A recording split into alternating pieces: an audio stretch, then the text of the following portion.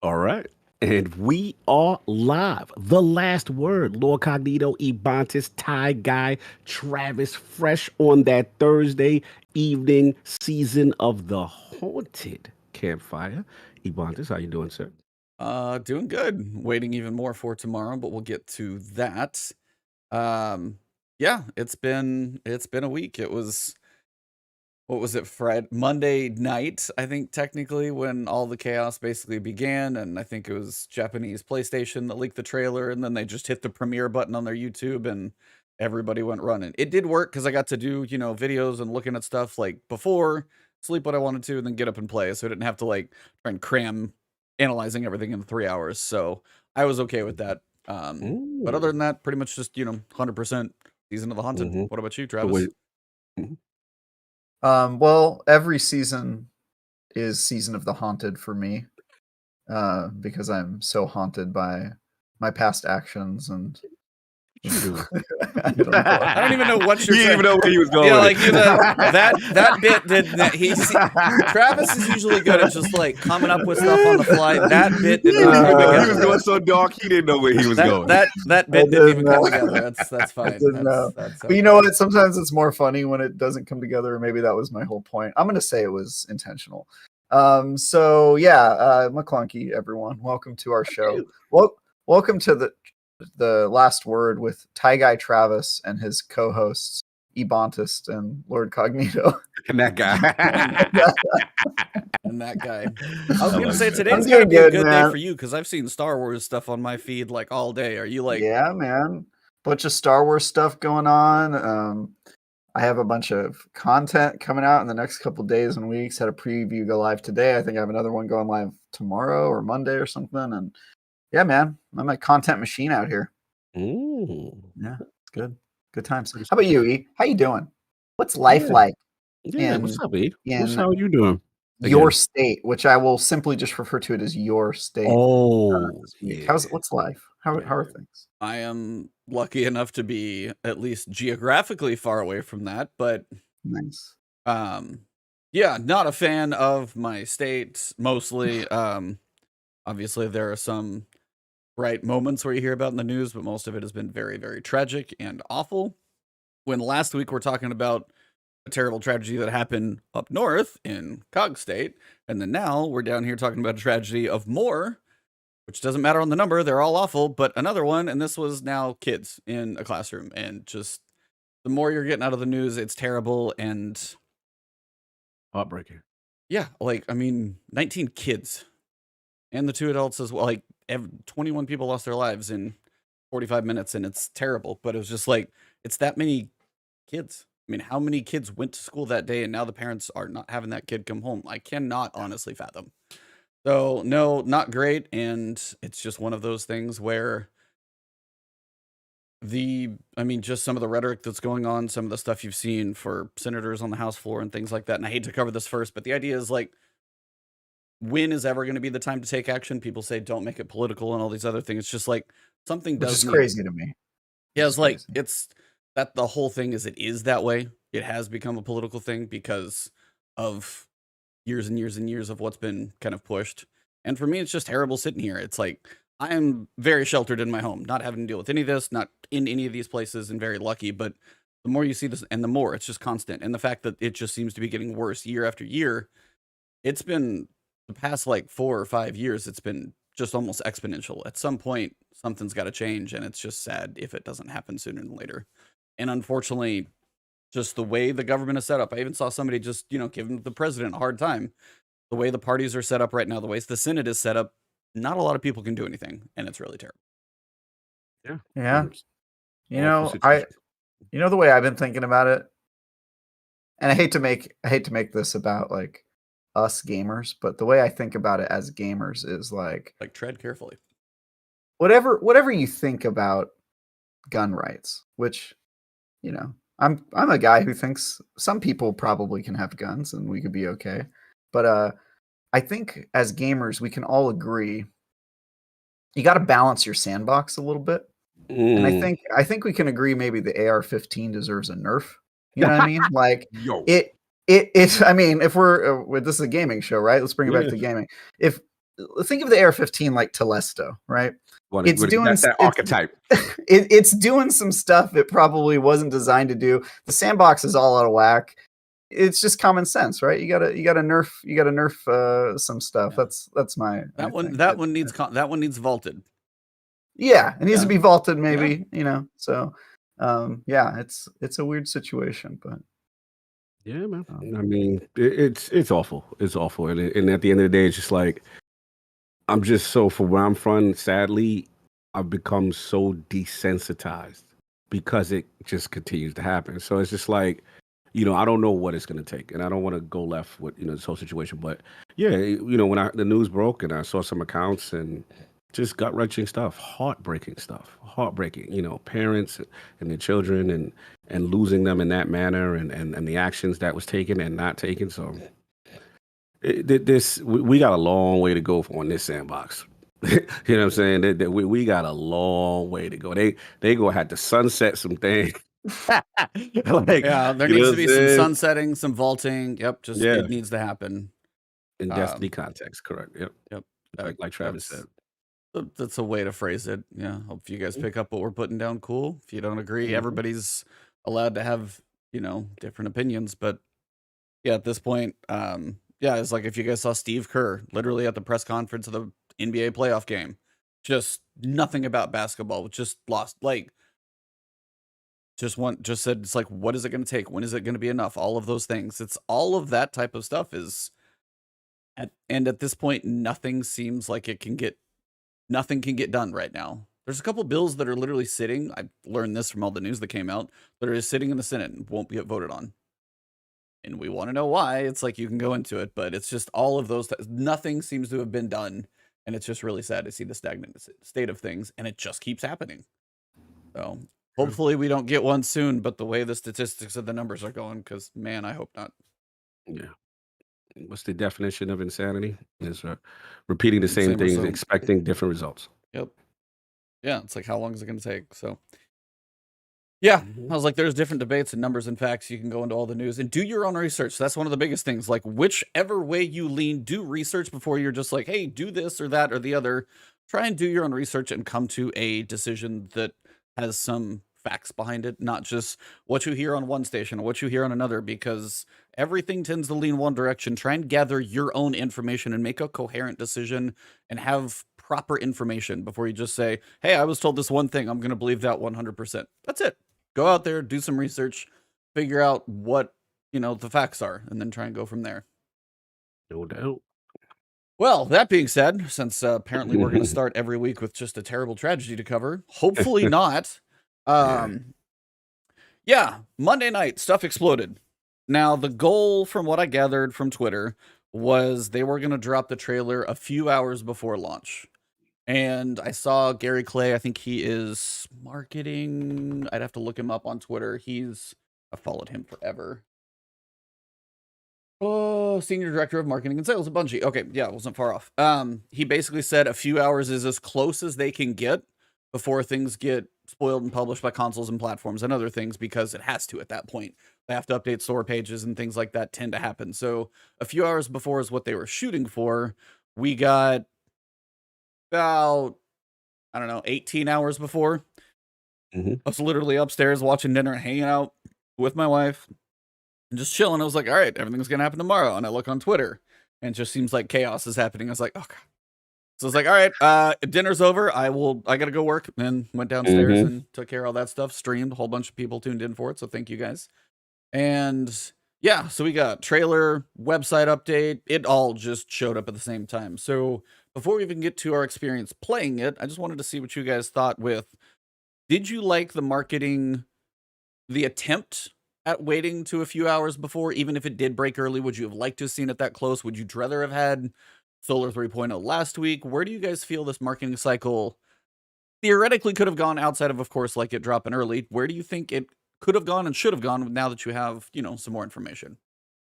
Yeah, I mean, for me, it's funny because I'm indifferent still. Because what I realize is this: it doesn't matter when they drop it. I just see people lose their minds, and it's just a testament to Bungie's marketing and the way they do a trailer and the way they showcase stuff. Because there's a part of me that I was like, all right, what are they gonna do? There's the secrecy behind it, and then there's another part of me that's just like, it really doesn't matter because they're just so good. Someone on Twitter said to you, shout out to my boy Slow Mo Backstab, who's kind of a Destiny hater. And he had like, I thought was like the tweet of he was kind of like, I need to be a part of Bungie's, marketing team because he said, I could see Destiny fans be as angry as they were about the state of the game. But when that trailer drops, all is forgiven, and Bungie knows how to get us back. And it's just like it's like psychological clockwork. I see Leviathan, I get the feels, I see hell. We'll get into all that stuff. But to your question, yeah, I'm indifferent. Matter. It doesn't matter when they drop a trailer because when they drop it, it's on regardless. But Trav, where you at? Do you think did it have that effect for you, or would you prefer them show it early? I think the reason they didn't show it early is because they thought that that they thought there might be a little bit of a backlash. Personally, we talked about this last week about how when you don't show a trailer, it's either because you're super confident or because you don't want to show what you've got. And I think we had all speculated that based on Bungie's reaction that they were super hyped for the season and that it was going to be a much bigger season than we thought. And now that I've played it, I'm starting to wonder if maybe it was the other. So that's where I'm at. I'm starting to wonder if maybe they didn't show it because it's a reused area. It's a lot of kind of, twiddling their thumbs. They brought back the what do you call it? No, the ghosts, the phantoms, that were nightmares from the moon. The nightmares from the moon, which like a lot of people did not like in Shadowkeep.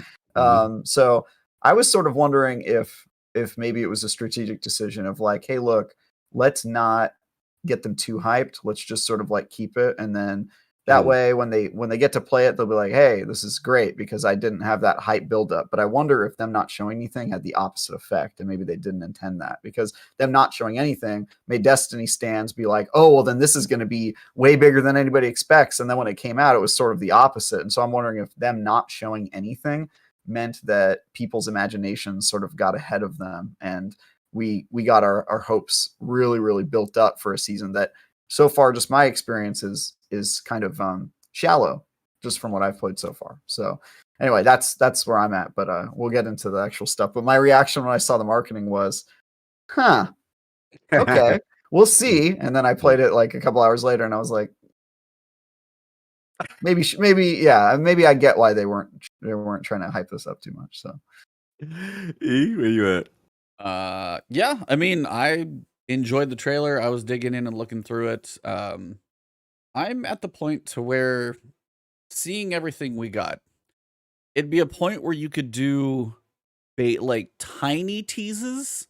You could like have a picture of like an arc and a solar thing, and then slowly like pan it like different ways in different like little tweets and stuff. You could show little clips of like little pieces here and there, something that looks like maybe the Glycon, which we'll get to in a minute, but would carry over a little bit more. You'd be like, oh, they're going maybe. I think they could have done a little bit without giving basically anything away.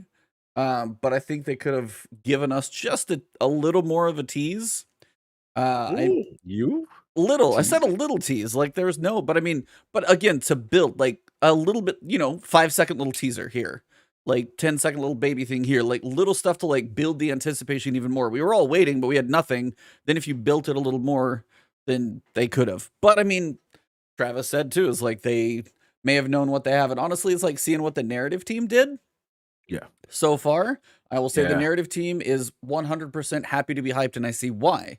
From playing the first mission, from seeing what kind of happened so far, I totally get what they're doing, and I'm kind of excited to see where it goes, because so far, just in the first week, the acting and stuff so far is crushing it. That's what I've thoroughly enjoyed. Real quick before I forget, Necromancer Zeal. The Cabal and Caiatl are back. Cabal in the helm, loving Solar 3.0. Great season so far. Thank you for the $10 super chat. Appreciate that. But yeah, that was... I think it's a balance of what they have. Again, now we know Arc 3.0 is coming, so there's no like keeping that a secret when it comes to season 18. So that's going to be maybe shown off a little bit more. Maybe you could be like, hey, like say Solar 3.0. Okay, it's like keeping that, you know, close to the vest or not. I don't think that could have made or break either way. But now, say when you get to season 18, learn from this one and say, okay, here's one fragment. Think about what you could do with this one type thing. Like, here's one or two. Tease one fragment, tease one aspect, and do like a little bit. Don't show the whole deck of cards, but show a little here and there, and like in the lead up, and be like, hey, we're not going to show you all of Arc 3.0 because you all know it's coming.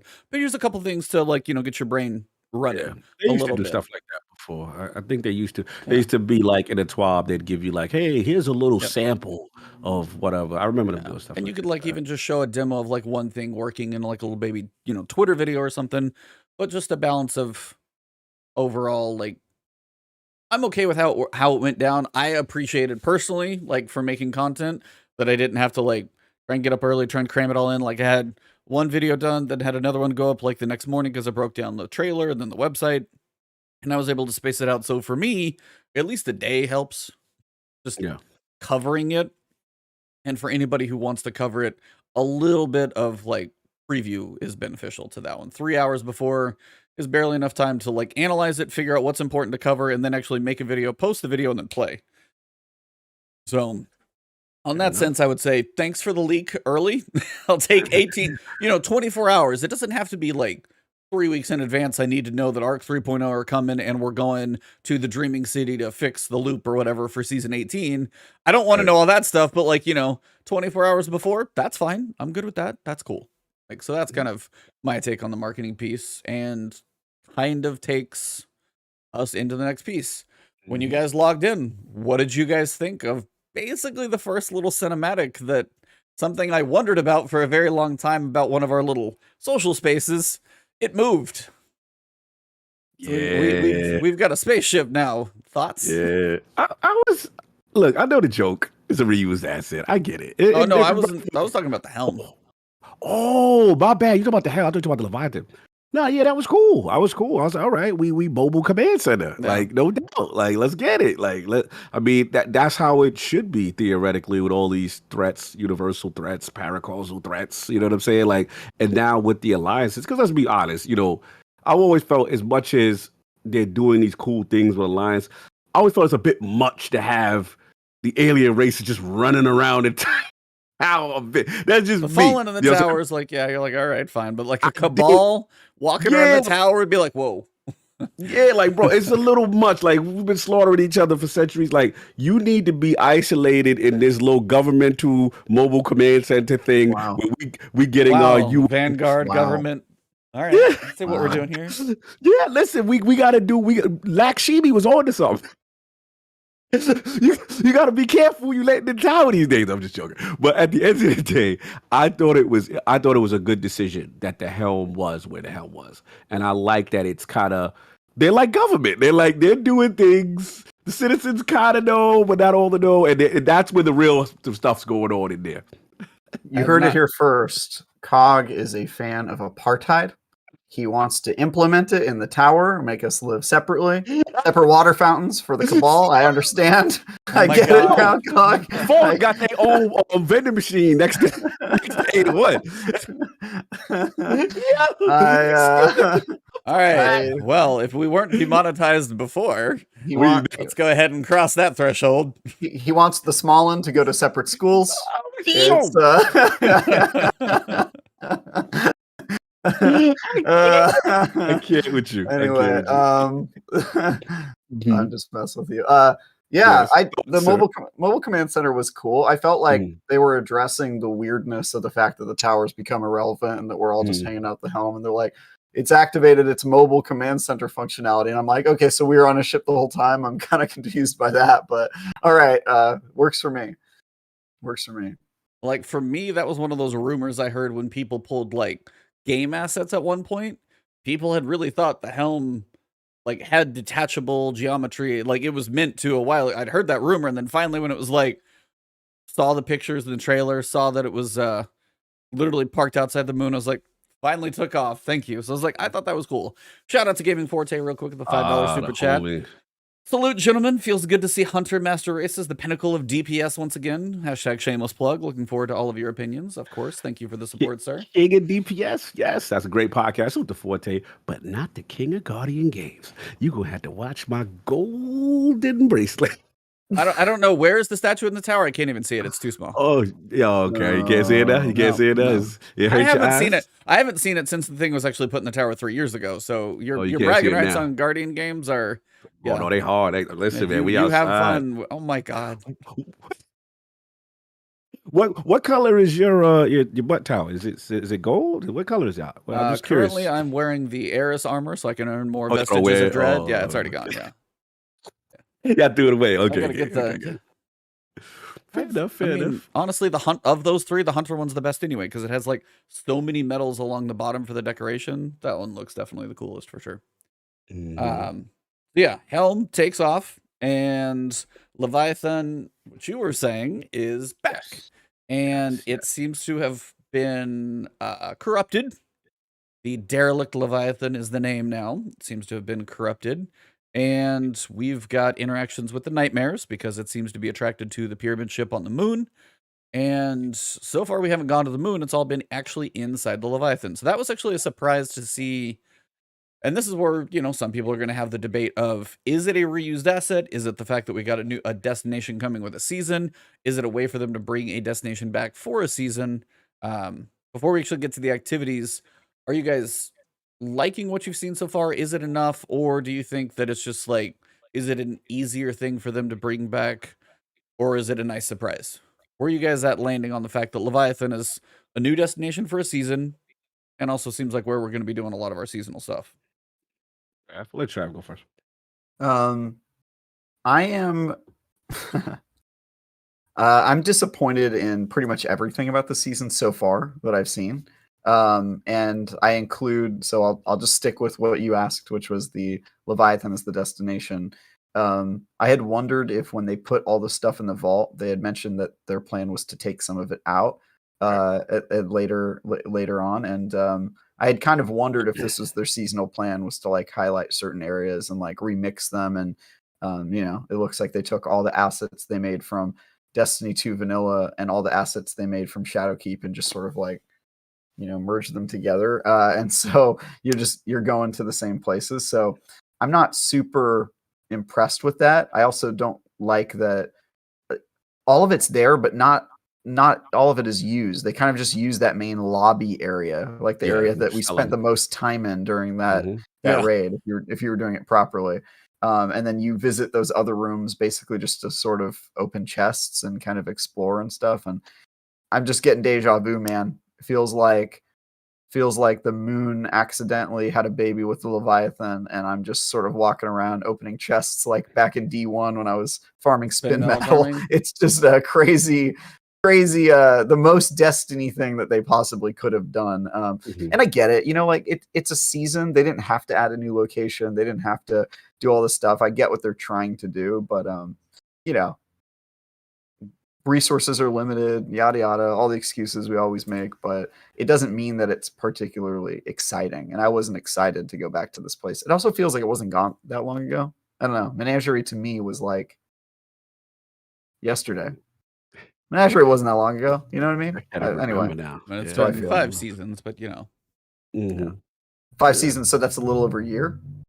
That was 5 seasons since the location left, but I think Menagerie was before that, right? Because that was season 8 and we're in 16, so 2 years. Yeah.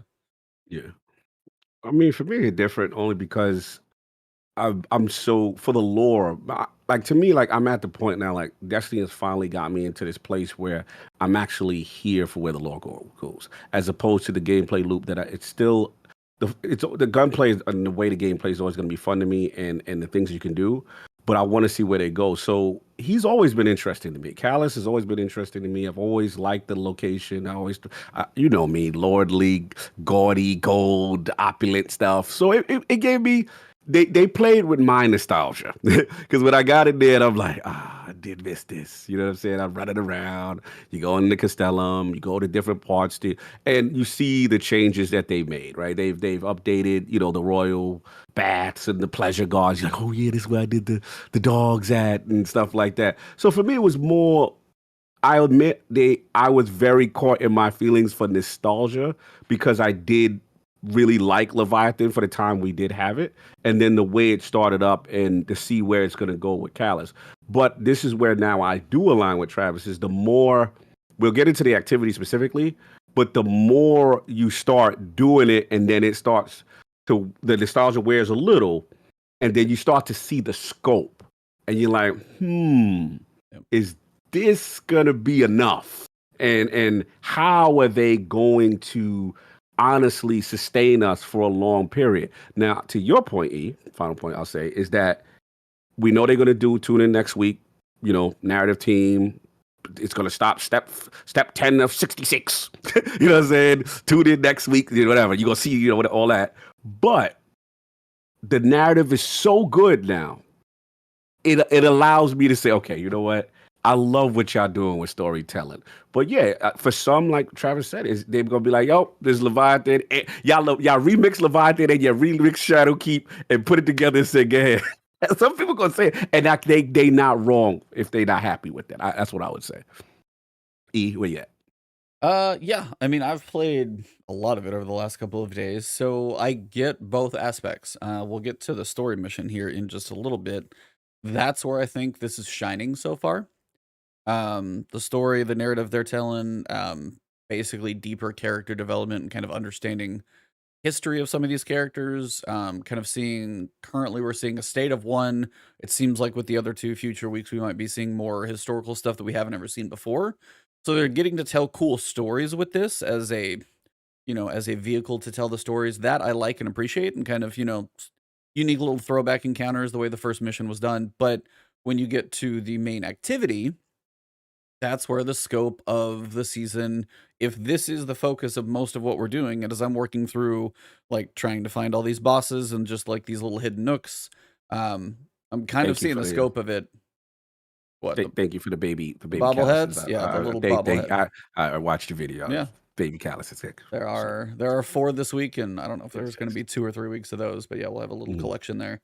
Baby callus heads.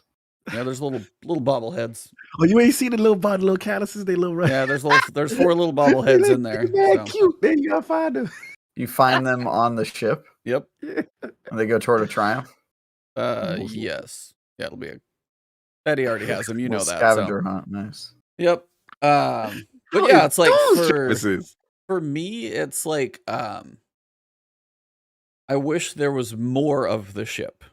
And I think there has to be somewhere because of the trailer. When I sat there and broke down frame by frame, there's more in there. Now, maybe it's just from the missions. I don't know, because the missions went to a different place than the activity does. The activity has the Castellum, the gardens, and the pools. The mission was different for sure, and there was more of the underbelly exploration. I wish... or maybe this is something that they do a little later, and crossing my fingers, hope, but, not entirely sure, expecting it either. I wish the whole Leviathan was mostly explorable at this point, because there are certain points we've seen in the trailer where I think are going to come from story missions if I think through it now.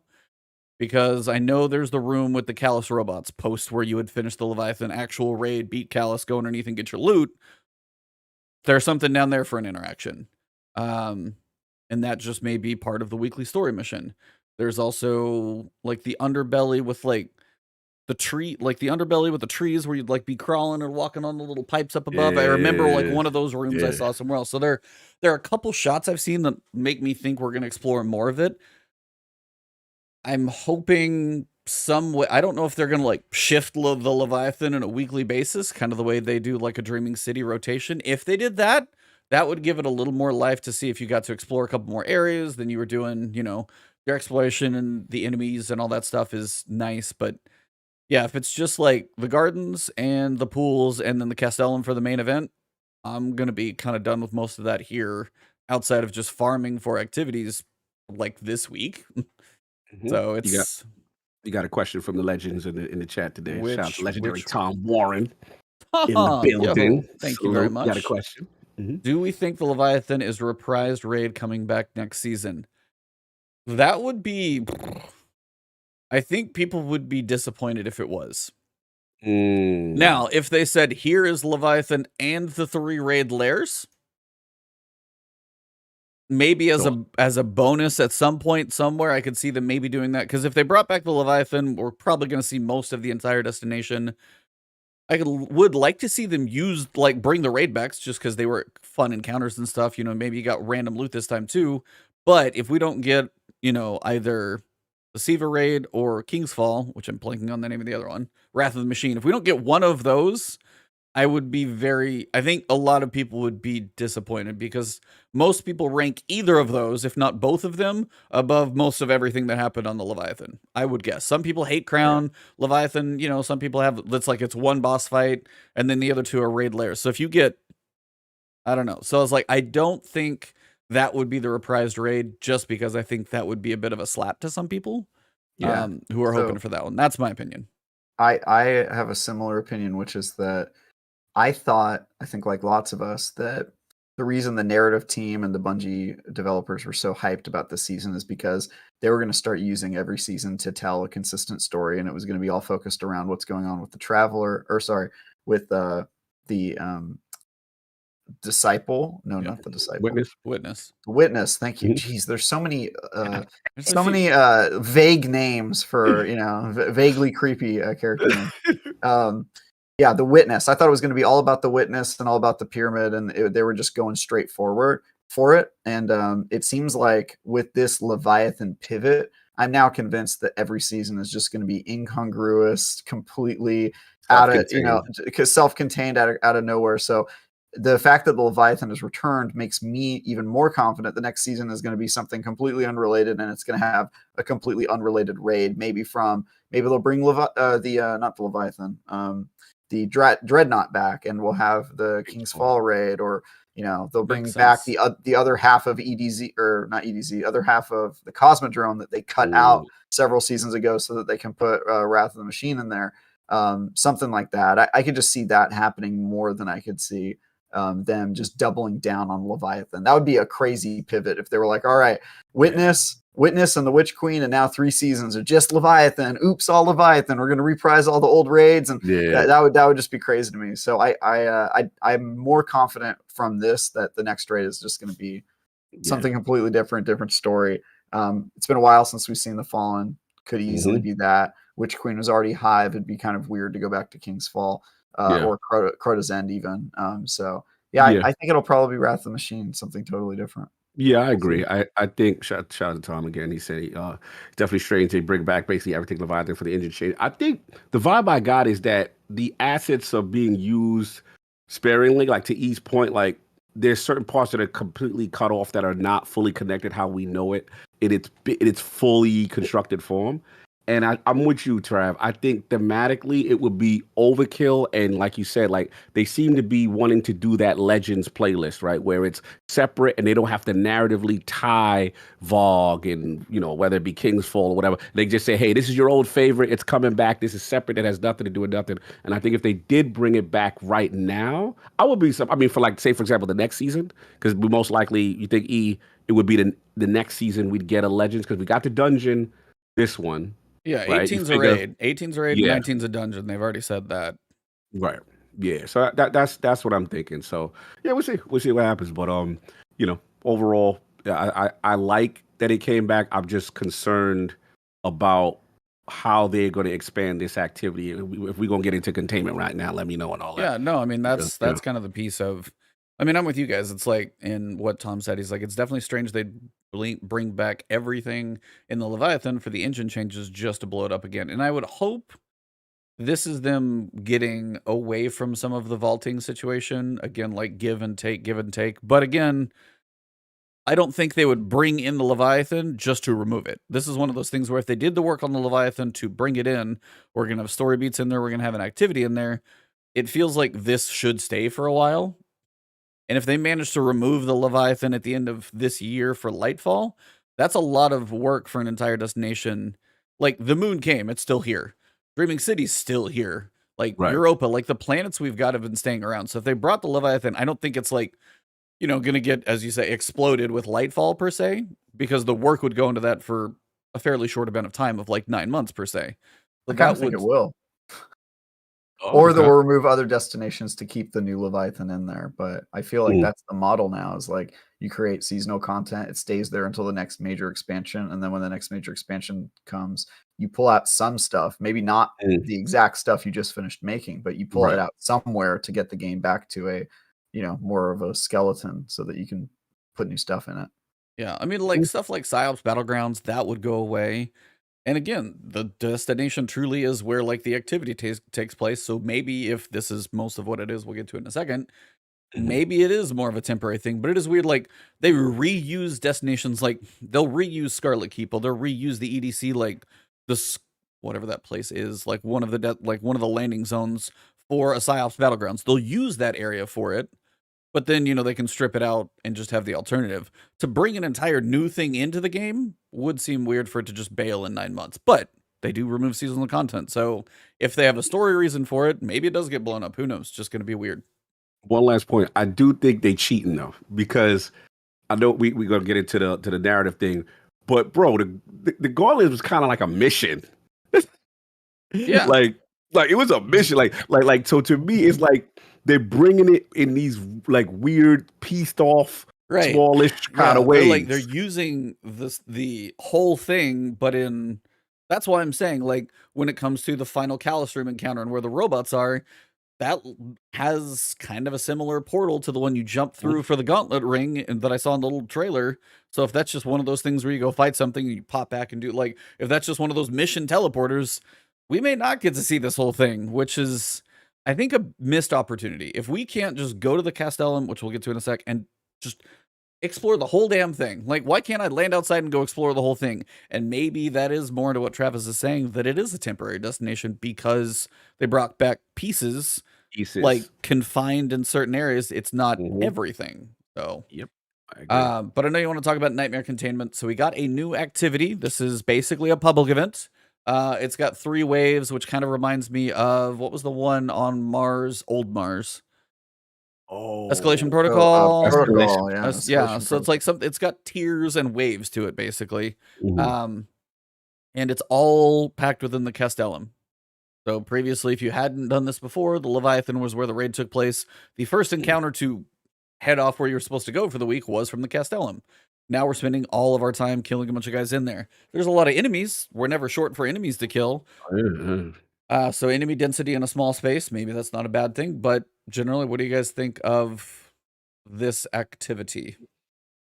Yeah, I was a little disappointed as soon as I launched it, because when I launched it, I was like, wait a minute, it's the same activity and there's 2 versions of it? It was like Containment, and then what was it, Run Around or something, like, what's the other terminology that when you don't do exploration or whatever? Yeah, like it's just called Castellum. Castellum's exploration and Containment, yeah. It was check it out or do the mission. And I was like, what? Like, it just threw me off. I've never seen them do that. And check it out was the default setting. The default. Yeah. So I was like, what is not this? The main one, yeah. Yeah. So I did version check it out first. Let me see what's going on. And then happened to be a containment going on right when I landed for the first time. So I was like, okay, it was just weird. I never seen them do that. So that's where it got me to question, like, man, is this gonna be enough because like we gonna live in here for a lot. And don't get me wrong, the Leviathan in theory is big. But the Leviathan that we get in this remixed one is not. Like, you go down, you go to the little where the dogs are at, and then I was doing my little, what is it? Now they got the thing with the keys, and go by the foot of greatness. The little clue of opulent keys and stuff. Yeah, so go by the chandelier on the left side of, and I'm like, okay, all right, I'm running around.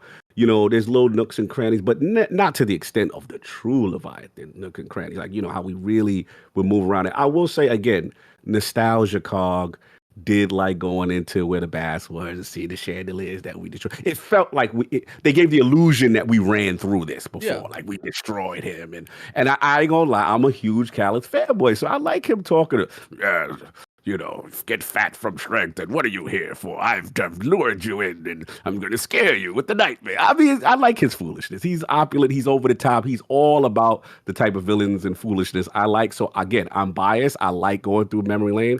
But yes, I am concerned that you do this activity. You shoot the little 4 darkness things. You run around. You kill the ball. Scythe was cool. It was cool. It was cool. Scythe, whatever. I did that. I like Scythe better, I'll be honest. Got the Skype on. I was on Skype with my Skype, and then I was doing that joint. But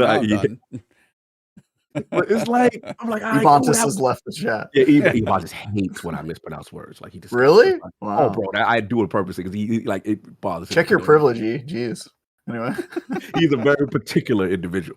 But like I just it's getting crapped on week after week here. It's fine. We love you. And then it was like at the end of it, it was just like, okay, you get the chest, but then here's this little spinny thing, but you don't have 500 of the things to get it. And I'm like, all right. And I'm supposed to go back to the helm and start the loop, and then I can't focus the Engrams. It's just weird. It was just, I don't know. I'm not hating it, but I'm worried about how long I'm going to enjoy this for after I get over my nostalgia. I'll give it to you guys. Travis, you go, because I've spent probably a good amount of time in there, so I'm just curious what you think too. Yeah, I've also spent a pretty good amount of time there. Continuing what I said earlier about me being disappointed about everything about the season, I'm also disappointed in this matchmade activity, which actually isn't a matchmade activity, which is, I feel like we took a step backwards there, right? Now we're not even getting a 6-person matchmade activity. We're getting, you can drop into a playlist of a open area that apparently is more likely for you to end up in a group, but actually not 100%, because I've dropped in there plenty of times and I'm like, I'm the only dude here. What's going on? So that's happened too many times to count. And the actual activity, what you're doing, it's, you're just shooting stuff, shooting nightmares. Deja vu. I mean, that's really all it is. I mean, it's they even chose you to do the standoffs in the exact same places we used to do them. Yeah. Which is like in front of each of the doors. It's like there's 4 doors, 4 places you can do the standoffs. It's like, oh my god, dude. I've been here before. They just put a spooky flair on it. It feels more like Festival of the Leviathan. Yeah, that's what it makes me think of. It makes me feel it's Festival of the Leviathan. That's literally what I was going to say. It makes me feel like this is a live service like holiday event. That's what it makes me feel like. So this is dude. And then who's the boss? At least this week, another reused boss. Like here's this dude, the guy we killed in Forsaken. He's back, Machinist. Mm-hmm. Yeah. So it's I feel like the nightmares thing is my least favorite thing that they do, because it's just like, hey, dude, we already built this asset, the DLC. I mean, that's basically it, right? It's like, hey, here's Crota. Remember him? We still have his asset. And it's like, this time we're gonna make him shadowy, but he's Crota. You got to kill him with a sword. And I'm just like, man, this ain't it, Bungie. I'm so surprised, like how much momentum they had coming off Witch Queen. You know what asset they could have used? Light-bearing Hive. Ooh. Where are they? Like they built those whole characters. They were super well received. I like them.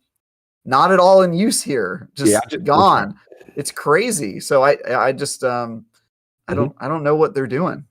I'm just confused. I think that enemy type is so good, but I think they're struggling on how to include it lore-wise because it's so connected to Sabathur. But I'm with you. See, that might be they need why to figure it out. I mean, that might be why they go Hive next season, though, to get back to that as quickly as they can. Because if they can incorporate those in some way, people do enjoy that type of enemy, as opposed to 14,000 champions. Feeling running around.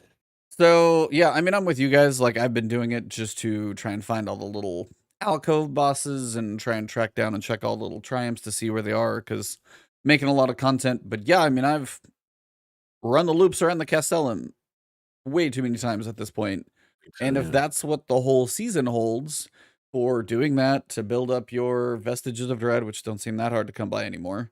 If you go look for them for a little while, they're not that hard to get. But then it's like, oh, I've got some of those to spend. Let me go back in there and do the public event, which takes, you know, like 15 minutes to go through tier 1, all the different waves, take a little break, go to tier 2, take a little break, go fight the boss, break the little, you know, do the little shield break things. It is going to get old fast. And I think it's one of those that if it is only in the Castellum, which is my worry, I have no reason to think that they would move it around.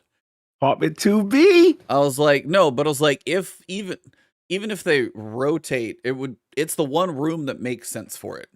So like if they did it in the gardens, for example, there might be a couple little nooks where you could do this, but it still would feel probably very weird. Same thing with the pools, at least has probably a better setup for it. There's kind of like 3 different areas, but even both of those are so much smaller, confined. They don't have the way the space is set up in the Castellum where you would have 3 different places and then a 4th for a boss. No other room looks like that. So it's like, if that's where the public event is the entire season, that's a lot of the same thing to do a lot. And you're kind of coming back to Season of the Worthy with the public event. It's a public event. Yeah, it's like Basically, everybody enjoyed the public event. Everybody enjoyed the Mars public event of Escalation Protocol for a while, but then when you went to try and go, God, I don't want to go do 7 waves of this thing, and it's not like a public event that you can knock out quickly. If you jump into the level like tier 1 and it's just getting started, you're like, all right, 15 minutes later, let me dunk these 500 that I've got, and you know, I'll get gear. But at some point, if you get all your craftables for your weapon frames, people are gonna duck.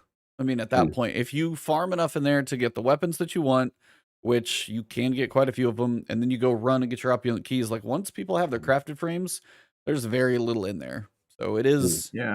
It's also, I want to piggyback on something you said, Ebontis, which is the Castellum. It's the only appropriate place to hold that event on the Leviathan, but it's still a weird place. It feels like a lobby, right? It's like it wasn't designed for like perfect analogy. It's like if your improv team got locked out of their theater, and so you guys had to do your show like in the hall, you know, or in like the foyer or outside or somewhere, and like everybody who's attending the comedy show like knows that this wasn't the original venue and that you guys couldn't get access to it, and it's just got that like really awkward, low budget, like theater kid cringe that only theater kids can truly hone and harness. That's what it reminds me of. It's just a weird venue is how I think of it. It's like, oh yeah, come see my comedy team. We're going to be performing in the back store of a cake shop, you know, and you're just like, there's no way this is going to be good. It's not going to work. Yeah. You know, so I have problems with that. And I also, I hate that you can fail the activity and it does not care at all. You don't get the heavy ammo. Yep. It's completely ambivalent to you succeeding or failing. And you get a few less opulent umbral energy when you finish the boss. So the first 2 tiers are, do you get a heavy full restock, like ammo restock for the next tier? When it's the final boss, if you fail to kill him, which I've done actually like once, you can still. You get like, you know, probably a blue out of the chest, and then you also get Nightmare Harvester. You can still pull from that, but you probably will get a little bit less.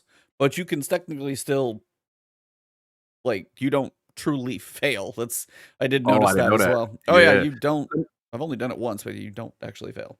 Let me ask y'all this: how y'all feel about? Because I'm indifferent. I'm curious, but how y'all feel about after Bungie post activity making you go chase and run around for something with a timer? Like almost aerial zone vibes. Now, not to the extent, but I'm just curious how y'all feel about that. Okay, so you cool with that? Oh no, I hate it, but it's perfect. Okay. It's perfect for Destiny. It is like, hey, do the thing you most despise, public events that feel completely frivolous and repetitive, and then afterwards, go and open chests like you did in D1. Do the spin metal farm. It's like I said, like everything about this expansion, this season is the most Destiny thing I've ever seen. It's unbelievable. It's unbelievably Destiny. Yeah, it is. It's what it should be. I think it's aptly named as a season. Season of the Haunted. This season is haunted by all of Destiny's past, and the engine is haunted. the engine is haunted by the limitations of this aging engine and all the glitches and bugs we're seeing. It is literally the season of the haunted in the most literal sense imaginable. It's crazy to me, guys. It's crazy.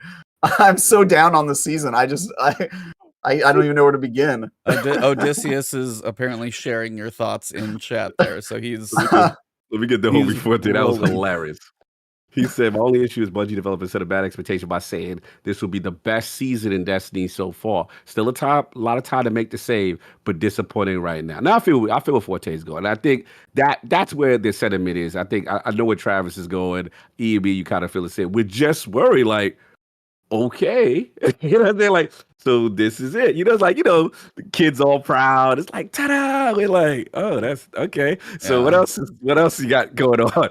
Kind of thing. So I gotta see. But if it was to end right now, yeah, nah, that's not gonna be it. That's not. I mean, not gonna TK be Omar's it, in chat saying season Yeah. the old. We got Leviathan, we got Trespasser, we got Rift. Y'all going in. No, but I mean, like, literally, that's- it's the season of nostalgia. It's the unvaulting of previous things. Now, granted, I will say, like, if next week there's a shift in the Leviathan where the public event takes place, we've got other places to explore, then I'll hold my reservations. But honestly, the way it's set up right now, if this is like, again, that's like my dream, is the fact that it could move around and use more of the actual space. It doesn't, and this is what we've got. And we've got like a fifth of the Leviathan, and then the story takes you through the rest of it. You can replay the story missions, sure, but like you can't just go get lost in Leviathan. That was the best part. Like, hold on, I'm down here. I'm in the armory. How do I get to the waterworks and all that? Like, how do you get around to the different places and you get lost? Underbelly, bro. The underbelly. Yeah, that was fire. the whole point of that thing, and that's what I was when I saw it, like, hoping. And then I went and I was like, okay. And then I went the first time and I was like, oh, I'm at the pleasure gardens, went down where the dogs are. I was like, okay, cool. I'm in here, saw a couple alcoves added for like a couple little mini boss fights and stuff, and enemies responding like crazy. And then I saw the connection and ran up there. And then I noticed when I went from the pools, the only place to go is back to the Castell, and I was like, we're missing some stuff. Missing some stuff. Yo, shout out to TKO. He said the icing on top will be the new dungeon taking us to all the raid layers. Oh god, that hopefully doesn't happen because it'll just be Spire of Stars. That's it. Oh god, I will boycott this season. But you will see me turn into Travis on that. If I see that damn Spire, I hate that. What do you mean turn into me, dude? I'm just being honest. Like I'm saying that I'm joking. I'm not saying like you're doing anything wrong. All I'm saying is that like you will see Uber me turn it like it. I will be so disgusted. And don't let them lock it behind. Hog's gonna need the Snickers that time. He's gonna need the Bro, Snickers. Don't lock no really valuable thing that I want behind it. It Inspire. Oh god, Val Calor and all. That's my nightmare. That's what it's season of the haunted for me. It's truly a nightmare.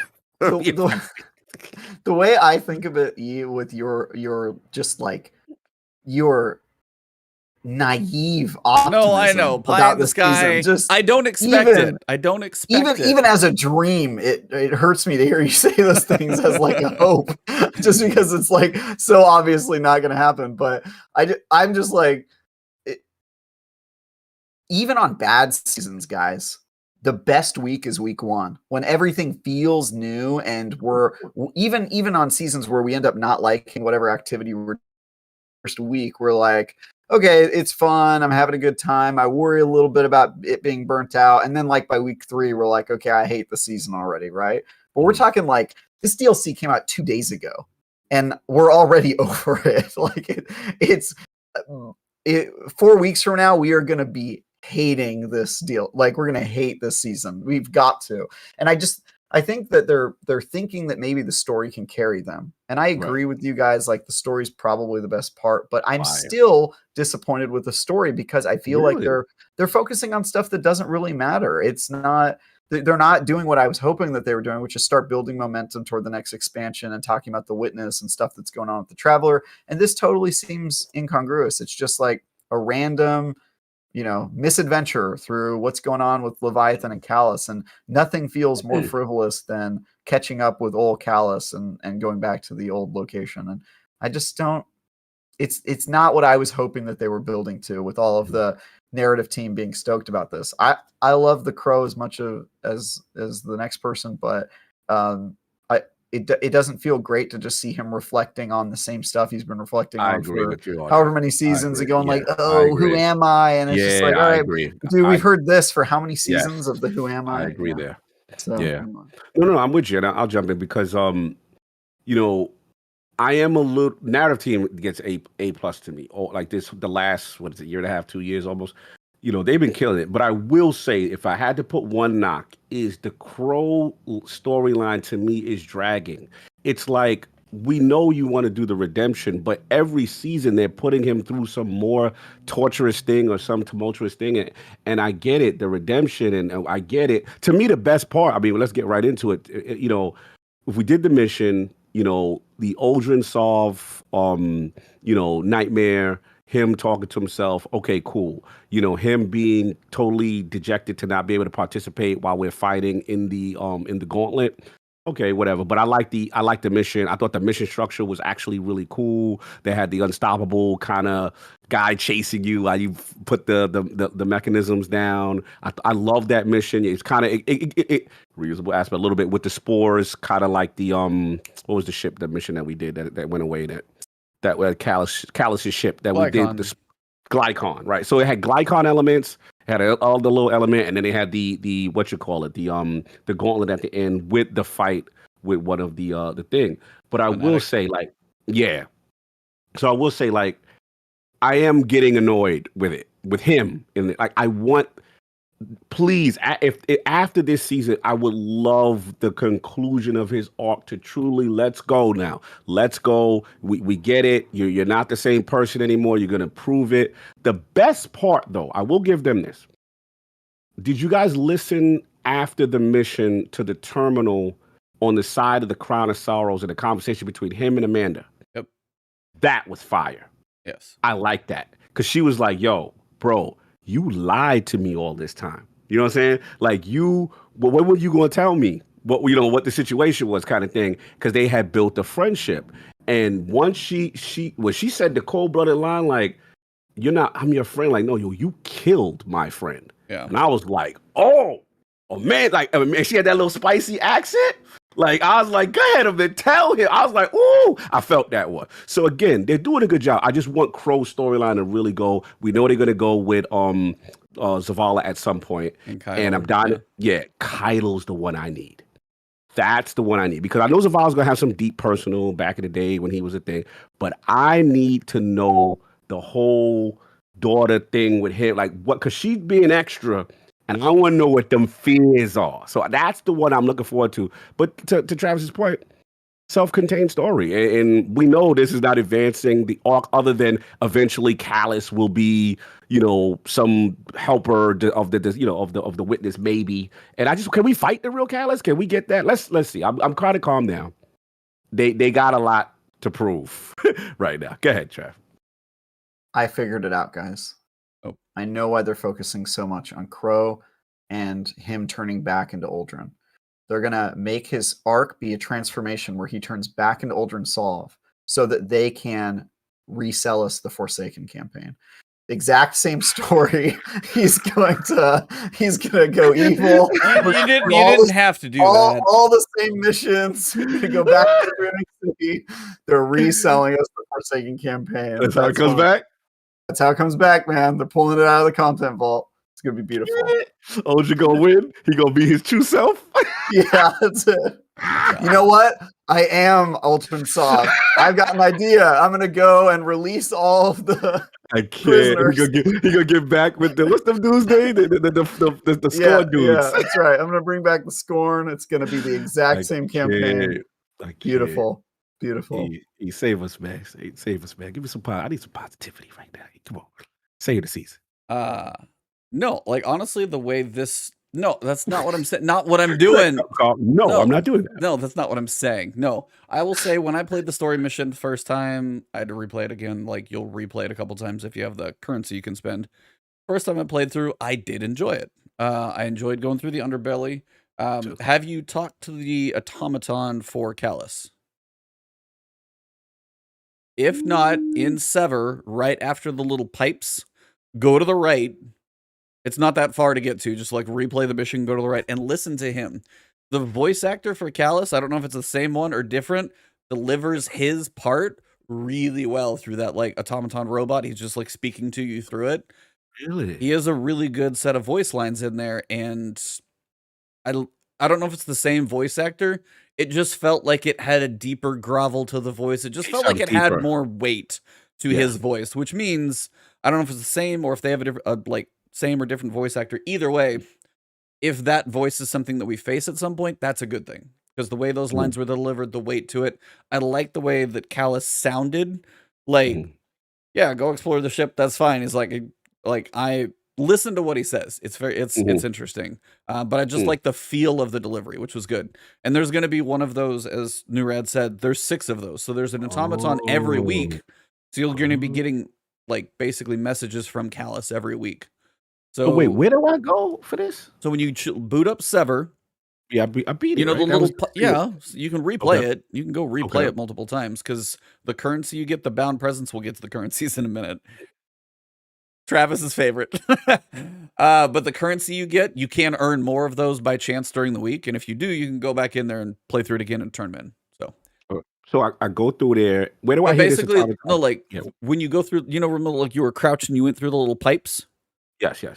Like literally right when you pop out of a pipe, go right. Oh. When you're done with the pipes, go to the right, and he's just like chilling. He's like laying in a corner, and he speaks through the robot. He's basically dead. He look at it. He looks exactly like he's just. That's why my thumbnail is a robot's just like well. That's why he looks like that. So I gotta do that. All right, cool. But yeah, it's like I'm enjoying the voice actor. Like I think the voice actor for Crow is doing a very good job. I think what he's doing for the lines for Crows, he's doing like a good delivery for him, kind of showing the anguish he's going through. Also, you've got Aldrin on the other side. But I'm also with you guys. At some point, is this going to end? Because we've had Mara deal with his things, and then he messed up with like Season of the Chosen and Season of the Hunt. Like he has been this undertone character for quite a while. I mean, it was Hunt, you found him. Chosen, he was dealing with Caiatl. Splicer, he had less to do in Splicer, I feel like I don't think it was around as much. Lost obviously came back in. Then we had Witch Queen where, what was he, quieter, less? Well, no, Risen, he was huge in there. Yeah, Risen, he was massive. And then now this one again. So it's like they're using Crow a lot, which isn't a bad thing if there is a payoff. But at some point, we do actually need some kind of payoff. He can't just have, you know, this season's drama where he stubs his toe and does the Family Guy. Yeah. Like he You'll get your payoff when you play Forsaken 2. It's gonna be great. I love it. Okay.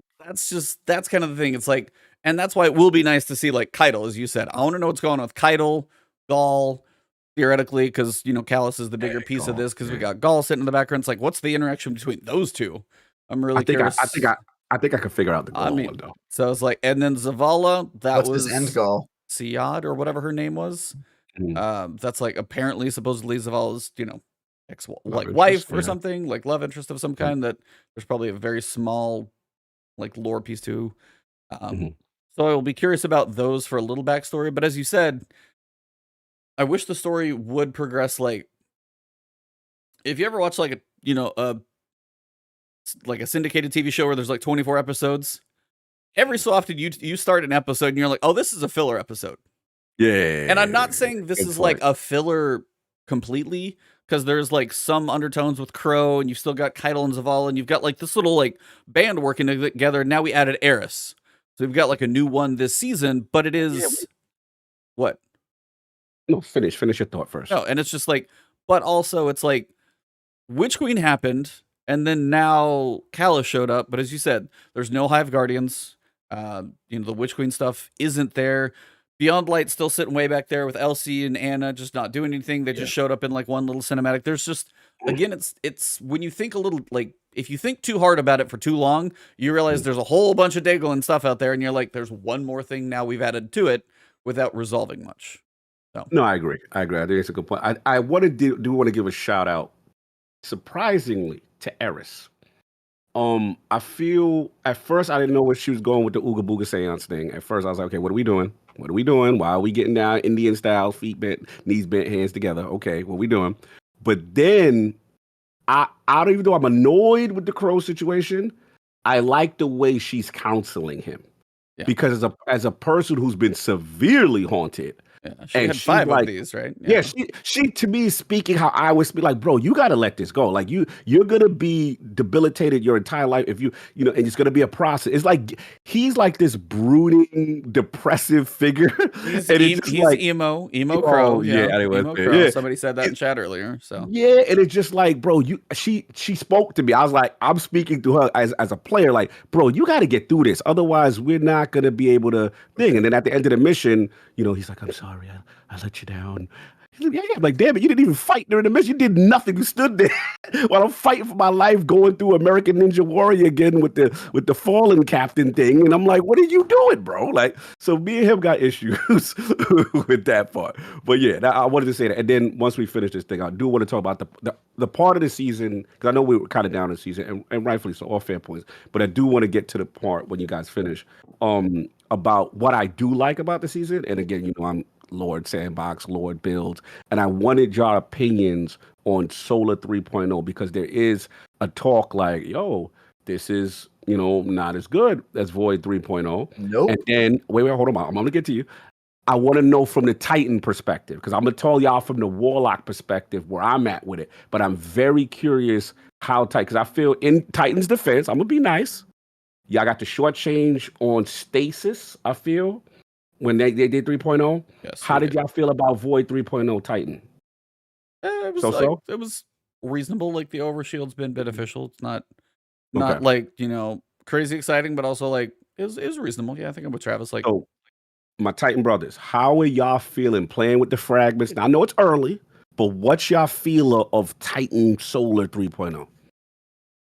I have not. Underwhelmed. I was like, I've not been experimenting that much. I've started doing the one thing that I wanted to do. I've been making sunspots like a crazy person with my little throwing hammer. Like everything I can kill with that, I do. I chunk the little hammer, bank the guys. They're making sunspots. It's cooking wherever they are. Floor is lava. Those aren't as strong as they used to be, which is unfortunate.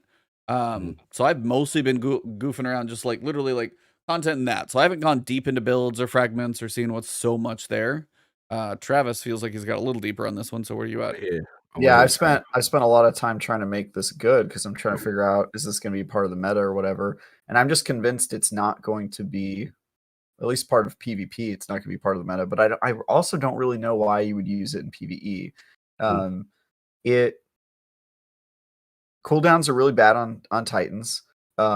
The whole building up, Scorch and then Ignition, doesn't really give me the payoff I would hope for. It also requires, like, a lot of times you got to use your super to actually ignite and to get to that point. Yeah.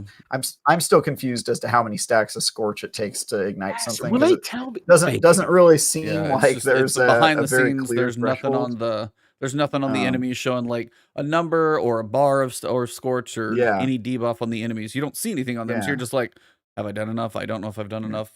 Yeah. Building a healing. I've also tried building like a healing one. It's not really feasible on the Titan, and that's fine. I mean, I realize the Titan's supposed to be 100%, building Scorches ignitions, but I just haven't seen it really pay off in any super like exciting way. Like if I'm playing Crucible, I would much rather have my Void build where every time I put out my class ability, I get an overshield and yada yada. It feels a lot more versatile to me. I was worried Solar would be overpowered with like the fact that it can heal and the fact that it does damage over time, and now they're saying it explodes everything. I was like, damn, this is gonna be crazy. And it just, at least in the Titan, I mean, I've seen my friend, the Hunter main, has a crazy Hunters are Solar build eating. where I'm like, damn, you guys are crushing it. But at least with the Titan, I've it's still early. It's only been 2 days, but I really haven't. It hasn't clicked with me in a way that Void 3.0 clicked immediately. I was like, yep, this is the way to do it. Also, I feel like the aspects they're not super exciting to me right now. And the ones that were unlocking as a community apparently, which is weird. I mean, we'll see if those change the game, but I also hate the way that we've been getting those aspects. The fact that you just buy them from Ikora, or you just get them at the get your aspects. You almost shop at Walmart. Weird, man. It's like, yeah, is this just because people complain that Ikora's not around enough? So they're like, here, we'll just make her a vendor. You go and she's a yoga instructor, and you go and you meditate next to her, and you get your new abilities. This is weird, man. I don't know, man. It's weird. Yeah, it's like, no, I was gonna say though, for Titans, I will say they made the resilience stat matter. Resilience, if you stack it all the way up to 10, again, I'm with Travis that the barricade with the overshield doesn't compare. Having that ability to give yourself an overshield, and the healing doesn't feel as close to comparable. It is more of like a DPS build. But if you go full, they changed the stat. If you go full 10, it's 40% damage reduction. So if Titans lean into that more, because they're typically the class that usually does for theirs, 40% damage reduction, then you've got the 25% from the mod that's Solar and Void this season. And then theoretically, if you put something on, like they said, Loreley Splendor, if you put that on for better healing, that's a very tanky build, theoretically. So I'll be curious to test that one out a little bit. But yeah, the 40% I heard on like day one, somebody just checked their stats and all of a sudden 40% damage reduction, massively more. It scales up like 20 to 40 in the last few levels. It's pretty fast. So the resilience for a Titan, which is usually the stat that if we want our class item on any like consistency, we can do that. So that does help them a little bit. But I would say Titans overall, I've been goofing around with throwing hammers and sunspots, but Void felt changing. You had volatile, you had weakened, you had like the overshield. You guys had stuff for, invisibility is like a game changer. And then you had, what is the old god? What is the little curse of the old Child of the old gods. Child of the old gods. Like there were things like that felt different, like the way the animations changed. The one for the Titans, when you do like the wave and the slam, very cool, but it's more show than function. Because like, okay, hold on, I got to run back over here. I got to get a running start. I got to slide, hit it, and then wait for about half a second. Then I got to slam down. And it's that's the one with the two the double hammer slam. I will say this, that's an aspect. It looks cool. But I was like, hold on, don't slam it yet. Yay, running loose in PvP with that. I've heard it is powerful. That's a one-hitter quitter in PvP. Titans running loose with that. Just got to give y'all, I don't want to hear no lip about Sun Novas. What's it, handheld supernova after what I see couple Titans doing in there. It's not that. It's no shatter dive. It's not like you can, I don't know. Right. We'll see. It's too early, but I don't think it's enough, really. You don't think one hit quit is enough? It's not a game changer because, I mean, how long ago was it that Titans were shoulder charging people and one hit killing them? So like, you know what I mean?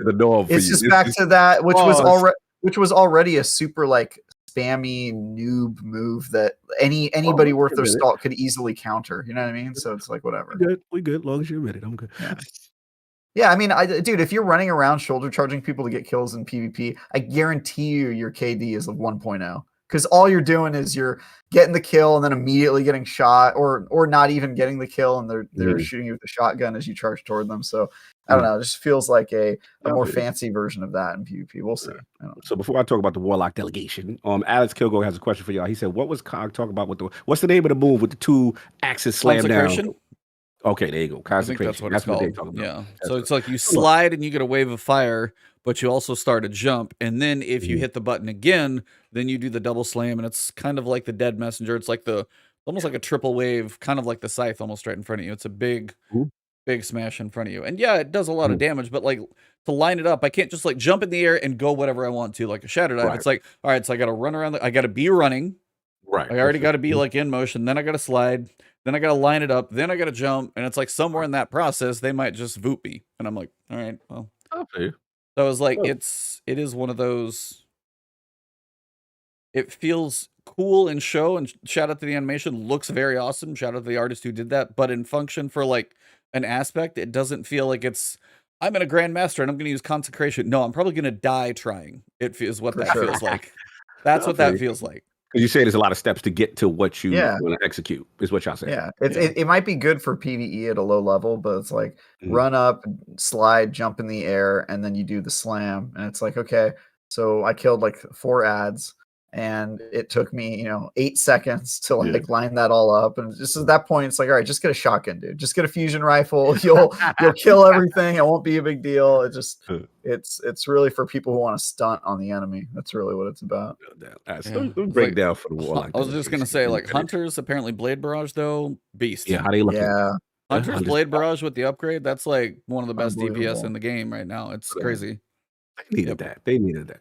I mean, for me, it's so weird. I think the Warlock delegation have some net losses with Soul. Like Solar's big for Warlocks. Yeah. Because it used to be the top tree.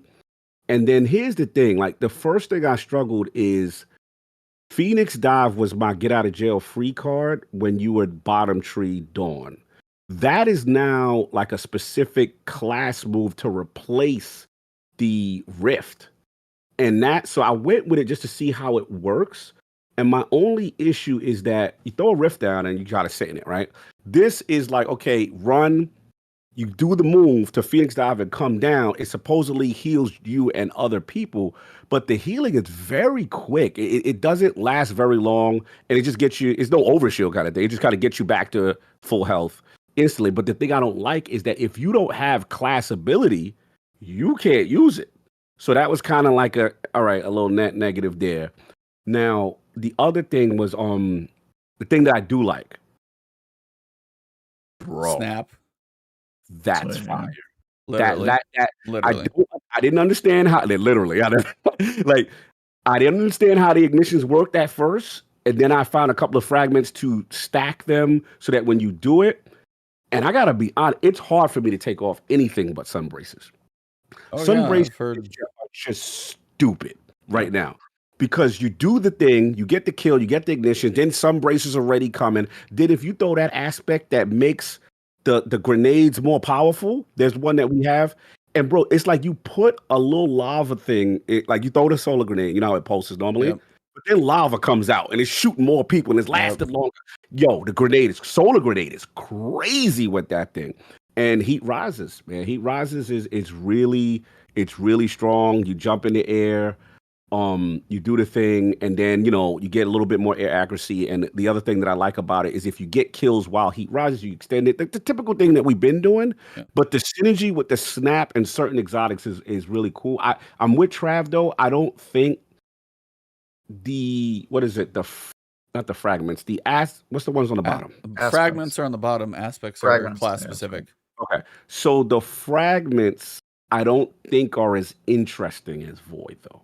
I think they're kind of very, okay, we'll give you this. Because everything with the Warlock is like Ignite, Scorch, and then this Radiant thing, which is supposed to give you like a little 10% DPS. Yeah. It's okay. I mean, obviously, it's early, like Trav said. There's aspects that they're holding that we got to see, how that works out. But I like it. I got to get the Taz. What's up, Taz? Yeah, I got to get the exotic legs. I heard that the legs takes it to the next thing, and I'm gonna do a build video to educate the world. I see Fallout's outside, man. Shout out to Fallout playing. He's outside with his Warlock builds, and shout out to Vanguard up there in Cactus. But it's early for us. I think there is potential. We did lose some things, but overall it's okay. But I have to agree with you. It's not better than Void 3.0 to me. I think Void 3.0 was clearly still superior if I had to rate it. I think for me, it's just the fact of it felt like Void changed more. Like, we got overshields that we could take with us on the fly. The animations for the shield changed. This feels like almost what I expected it to be the first time around, is like, you can customize it, but most of it's still there, and we tweaked a few things. Not really anything felt that different. Like, now I said I could use sunspots and I can have a throwing hammer, and it's a nice little combination to plink guys and get those popping more frequently all over the place. But Void was like, it was a game changer. Like, overshields, invisibility was nearly infinite. You guys had more stuff than you know what to do with over there on the Warlock camp, and like, we were having fun like Titans too, because then you had volatile, and then you had them explode, and then you had the weakening grenade, which was you can have a grenade that just makes them take more damage straight up. That's hard to compete with. So it does feel They don't feel equivalent yet. Again, we haven't seen all the builds. There are certain things maybe you can boost your damage a little more with some of this other stuff and Radiant and other things versus weakening. It's, buffing and maybe the synergy of a team is the idea here where eventually all this stuff comes together. After seeing this, though, I have no idea what they're going to do with Arc. I don't know if it's going to be like more over the top like Void or if it comes in kind of, a little bit of polish like we got for Solar. I don't know. Did any of you guys get your new exotics yet to see? Haven't farmed for that one yet. No. Okay, I got to get that Lost Sector. You said the legs is today, right? I didn't. I don't know if somebody did, but it's probably checkable. Okay. Got to check that out. Check that out. Travis is challenging. He's 1v1ing bros in the chat. Somebody in the chat always putting it on the line. So I was going to ask, do you feel Well of Radiance? Where are you on that? My report card is incomplete because I'm having too much fun burning things and doing the other stuff. I haven't even touched a healing grenade yet. But I will say this. In PvP, I'm shout out to DJ again and Sinister. Because of the what is it? The cooldown on supers, how supers have ranks now with the tiers. Yeah.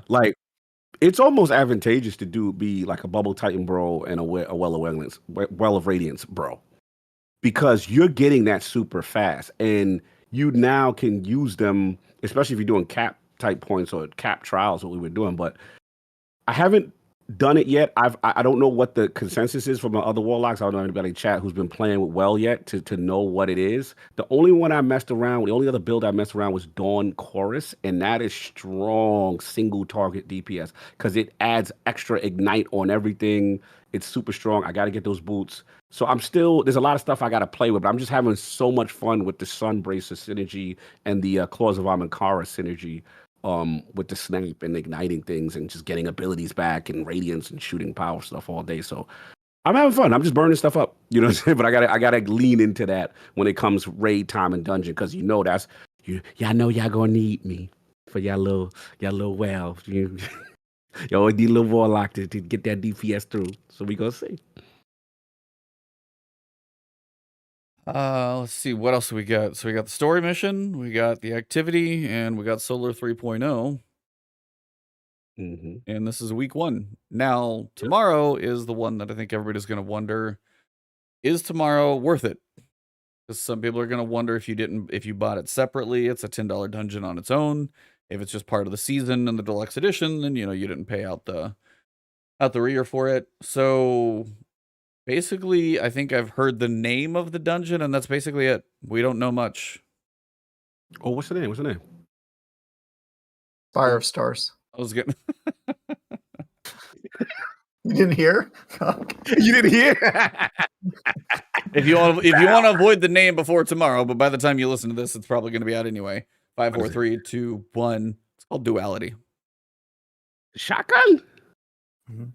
Well, the idea behind it, I think, is the good and bad, more of the yin yang type. Yeah, the Traveler and the Pyramid Ship. Like it's the two sides. It's called Duality because they make you do the same raid again. Spire of Stars.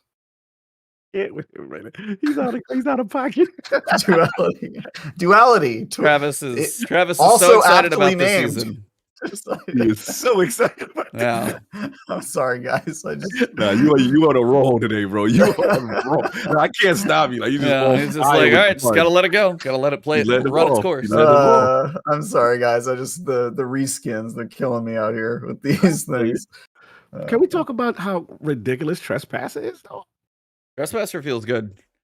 When you can it's great. When you can line that thing up and you get that extra boost going, just like in PvE, it's easy. PvP, a little harder to put those together, but PvE, you can just start mowing down ads.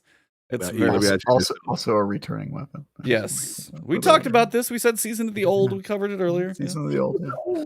You haunted by this. Season of the Haunted is such a good name for the season. It's really. So, E, let me ask you this, though. Do you think it was a mistake for them to give us Trespasser and Arc exotic, not during Arc 3.0?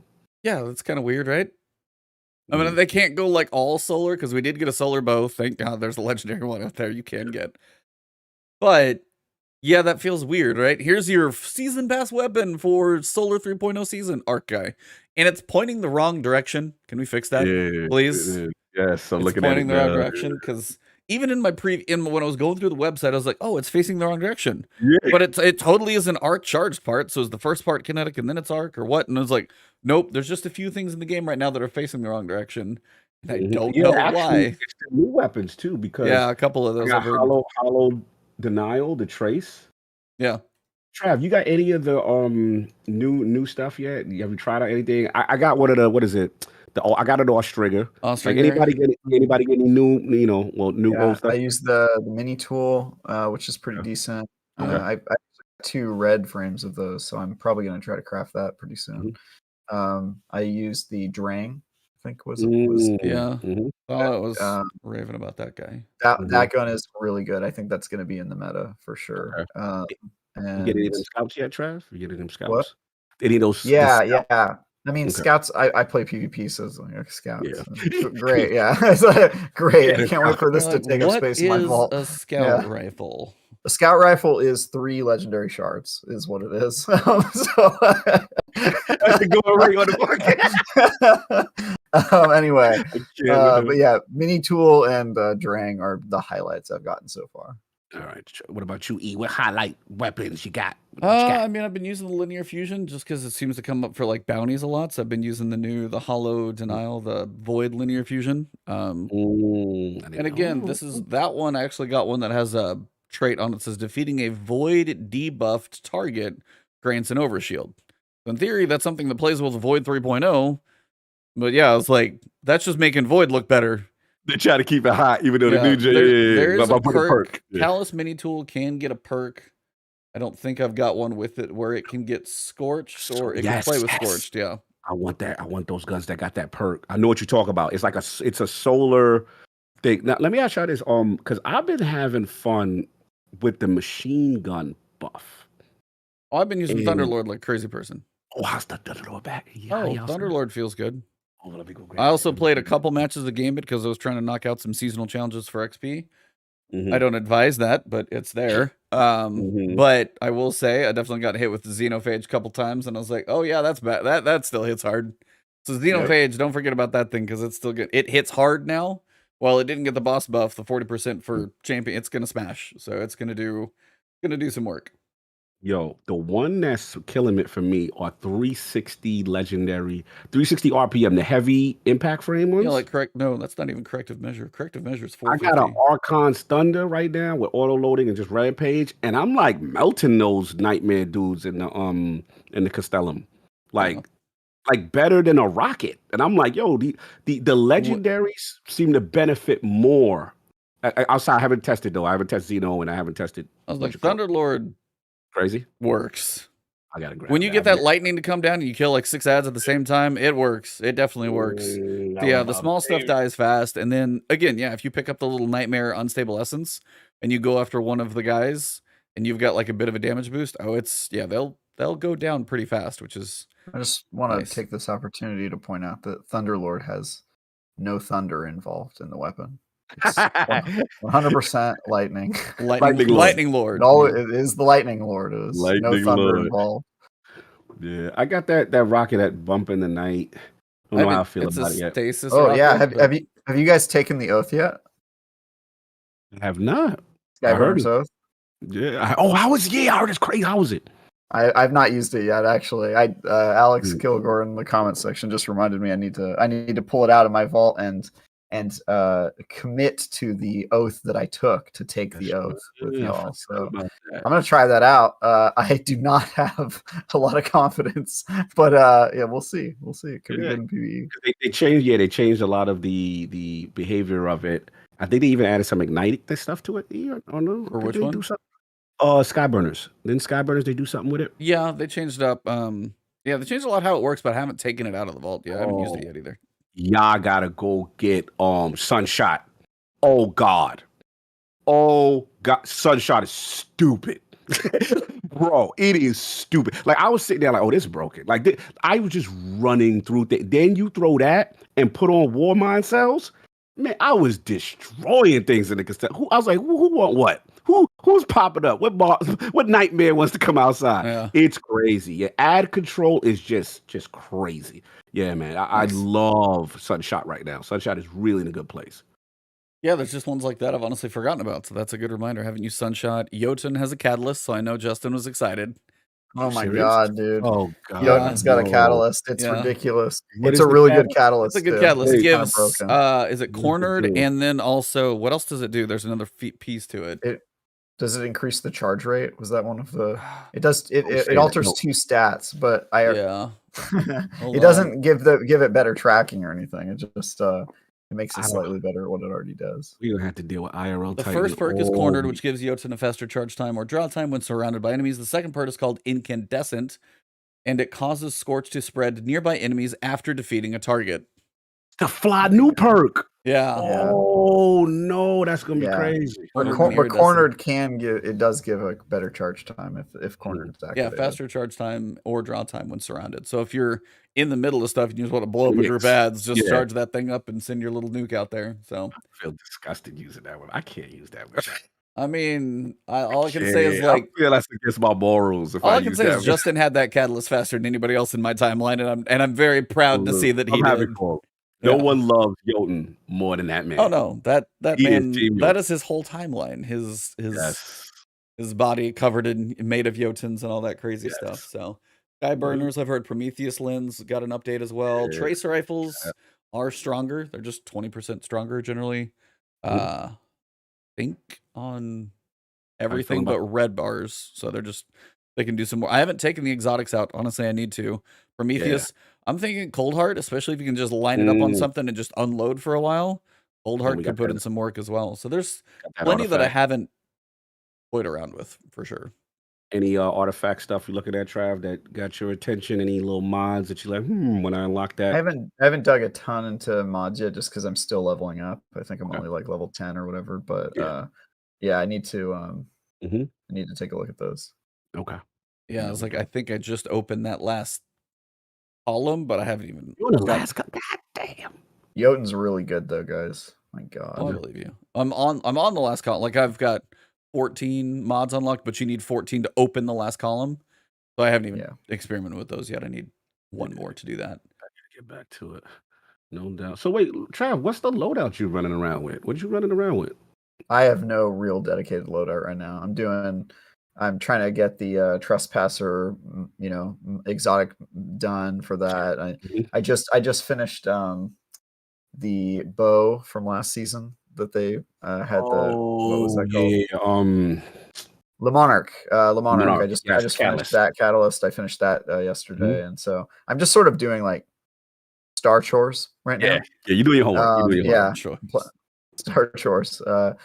So I'm just sort of getting all that stuff done, getting my red frames and all that, and trying out things. But yeah, I was using Callus Mini Tool for a while and drank for a little bit. So Okay. trying things out. I got one more question for you. I saw your tweet. So what is going on in PvP? I have not stepped foot in PvP yet. I heard there's some thoughts about special weapon economy. Oh yeah. What's going on? Break it down, bro. So we talked a couple weeks ago about how they keep changing their mind about special ammo. And as soon as PvP rolled out, the first comment I saw online was, yo, this new special ammo meta, all it does is make it so that the people who are good at PvP and stay alive don't have any special ammo, and the people who keep dying spawn back with special ammo, which is exactly what we thought it would do. We talked about this a couple weeks ago, and also what Bungie themselves has said was a problem in the past. They were like, oh, it doesn't feel great to kill the other player, and then they just keep getting special ammo. And so it sort of encourages like short lives, like you kill another guy, and then you let yourself get killed because you're getting destroyed by special ammo, and then you spawn with special ammo, and then you're able to fight back more aggressively. And that sort of, if you're doing sandbox design, isn't really what you want to do. So question though. So when you kill now, too, just to guess. So wait, I forgot because that them patch notes are so damn long. So now when you kill Trav, there's no green drop You off the get enemy. you one kill. max. one Basically, you max. get like enough to kill, which is usually one bullet. There might be Yeah. 2 for a couple random things, like a glaive maybe, because I think that takes 2 shots. But basically, everything is 1 for 1. Like you get a shotgun kill, you get 1. Yeah. And Scavengers so before it don't used to be add. like, oh, because the scavenger stuff. Yeah. You're running out faster. You basically can't use a sniper rifle because you're never going to be able to recover the special ammo from the body. It limits what you actually use because you're probably going to be using a shotgun or a fusion. That way you can collect the special ammo right away, right? And it's got a weird like every match is kill confirmed now. It's like if you want that special ammo, you gotta go run and recover it from the body. Although a lot of times you'll kill them and they drop nothing because they didn't have any, and then it's just like this is the exact problem we had last time they did this. If I were making Destiny Sandbox, I would put special ammo on the map. You have to go and you pick it up, right? Oh, like an arena. Yeah. That's what arena shooters do. Is they say, well, if you want something, you have to go and get it, which then encourages you to actually control the map, and then it rewards people who play well, but it doesn't let them just dominate. They have to continue succeeding at controlling the map if they want to keep the resources. And so that's how I would do it. But because Destiny says when you spawn you have special ammo, they're always going to have this problem. It's either the rich get richer and just keep stacking ammo, or the poor get richer, and then it encourages these really small lives where you get kills, and then when you run out of ammo you get killed, and then you respawn. So yeah, it's not my favorite system. Gotcha. And last question for E2. Do y'all think this is going to encourage, we're going to go back to the D1 days of like the sidearm, because people are like, yo, screw that. I'm bust out of SMG. Remember how the pendulum went the other way? It was so extreme with, special ammo resources that people would just like, screw it. It was like season of the sidearm. See, everybody was using sidearms and SMG just to combat that. Or is it not that serious, just annoying? Thoughts? Anyone? What, like well, I mean, as you guys have basically said, it's sniper. I wonder if Trials is going to be like, people try and pick a couple times, see if they get that first shot. It's like, that probably will still feel about the same. Shotguns are probably going to be a little more usable there, I guess. Some people were going to be playing, yeah, there like a little rendering hiccup bug? Are we good? Might have been a little glitch there. Sorry, no big deal. Okay. But it's I don't know. Like, from what I've heard, people are not a giant fan of what's going on. But also, it's like Trials, you get some every time. And then they changed it to where after you die, you don't respawn with any more. Like, that gets stripped away. The Trials probably is going to feel somewhat similar. You get your couple shots. If you die, cool, next round, all right, good to go. But as you guys are saying, it's like it doesn't reward a good player, which is somewhat demoralizing for them. Because then they're like, well, now I'm just stuck with the primary. It gives the other player, it gives them some chances to, get a couple of those shots off per se, because the other person may not have them, but then they might just turn and go, okay, well, I'm going to be more successful with a shotgun because at least I'm close. I'm probably going to at least likely trade or get the kill, and then I can keep going. So it's going to probably change. It's going to push snipers even farther away, as Travis said. Shotguns and snipers are probably going to be the more reliable kill, especially if you're the more skilled player. The reliable ammo pickup as well, and they're just going to probably still hover around with the shots that they have. No, it's like, it would be interesting, the whole special ammo box is a little weird, but it'd be an interesting, this is what Crucible Labs could be for. Like, they're just like, hey, we're going to take away scavengers and just give you one. It's like, okay, what if we did, take each map and let you guys spawn through just a random playlist of, Crucible and Clash or whatever, and just put, special boxes that pop up every so often. You got to fight over them, as you said. That would probably be an interesting feeling just to compare it, just so we could be like, does this work? Does it not? Okay, cool. Check that box. But they don't ever use the Crucible Labs. Yeah, they don't. It's really sad. Yeah. What's Crucible Labs? What's that? I just wanted that answer. Is that like guided games?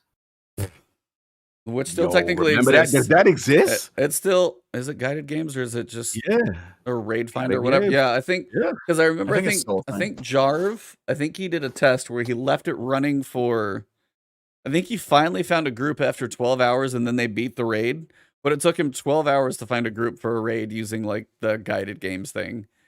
And he just was like, all right, here's the test. And he just left it going for like, finally, hours later, I think he said he found a group. So. Oh, that's crazy. I forgot it was still there. Sounds like an exciting stream. It's riveting content right there. 12 hours of queuing. Oh Beautiful. my god, I'm done. Well, what else? I mean, my big question is tomorrow. Can an entire dungeon save a season that's very repetitive after like a couple days? No dungeon is going to be able to do that because depending on if you go for the crafting weapons or anything else, there's only so much you can do in that dungeon per week probably.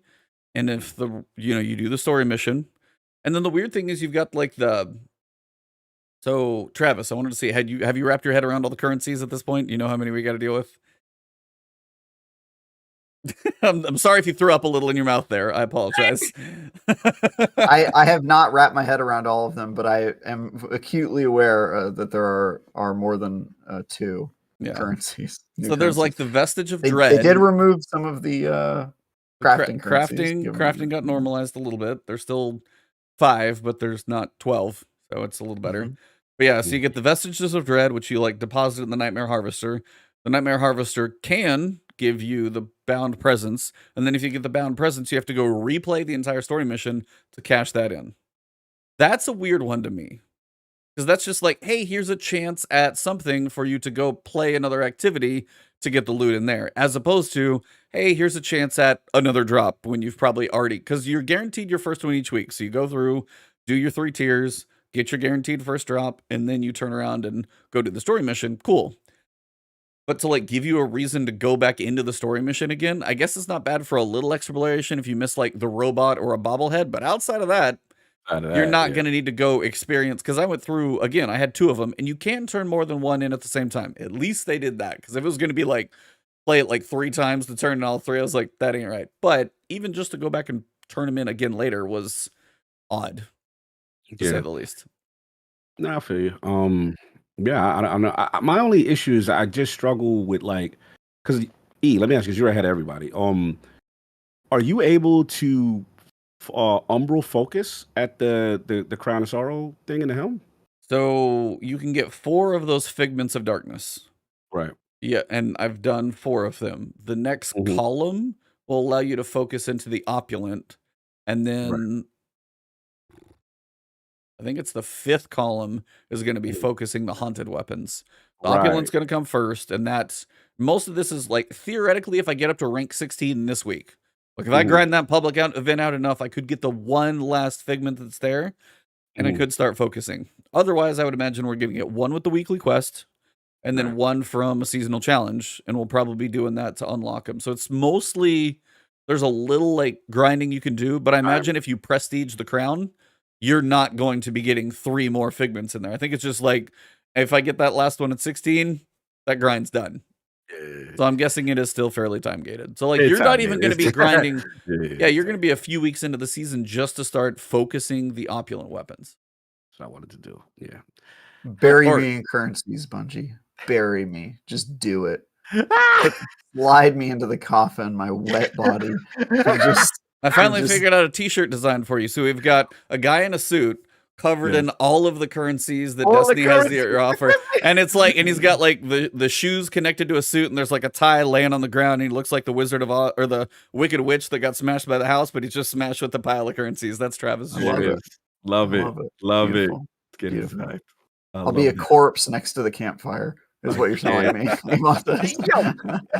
No, that's Ninja, cheetah, corpse. But the corpse still has a tie on. He's still dressed well. That explains why you guys are at the campfire. You went out into the woods to bury me because I died. There's this whole story now. We got a narrative to the logo of the last word. I'm done. And this is morbid. That got a little dark. What's up, Black Wings? You're here for the wrap. You're here for the wrap up of the show, so just in time to catch the ending. Yep. Okay, so we know nothing about the dungeon besides. Have you looked in the collections at the weapons? I have not. They look really good. Oh, matter of fact, I've seen them. Yeah, I did. Armor, not so much, but armor, on the other hand, the weapons look fantastic. The armor is like Hake's goodwill. Oh no, we back on that again. It's like the Daito set from Prophecy when, you know, it could look like the giant fire skulls that we got, and we're getting like Hake's utility armor. It's like in Guardians of the Galaxy when they have, I cannot remember the name of his ship, of Star-Lord's ship, and then it's when they're in the Celestial's head and they have those little industrial drones. It's like that. They're functional. It's technically armor, but his ship's much flyer looking. So it's like it's like I've heard people worry or wonder, did they like swap it out? Did they put the cool armor for the dungeon in Eververse and then give you a Hake set in the dungeon? And it's like, unless there's a reason this set thematically makes sense, but I'm sorry, give me the fly set in the dungeon, or give me a fly set in the dungeon and a fly set in Eververse. But it can't be Eververse is the coolest thing in the world, and the dungeon, which you could, you know, and you go work for, is, you know, dog water. Yeah, that's the word. Yeah. If you ever need a negative word, no, I've heard that's the new thing to say. That's the hip thing to say, and it gets around all the worries of not saying the wrong things. So, I'm excited to play the dungeon. I give it 3 months till it's considered a hate crime to say dog water. So probably, yeah, it's not going to be too long. It won't be long. Yeah. I've been going back. I've actually been recently going back and watching George Carlin, some stuff of his recently, because they came out with his 2-part special on HBO. There's a huge special on George Carlin. If you ever like his stuff, I watched it. His stuff, I haven't watched it all yet, but man, like I grew up loving his comedy, and some of that stuff from 25 years old is relevant today.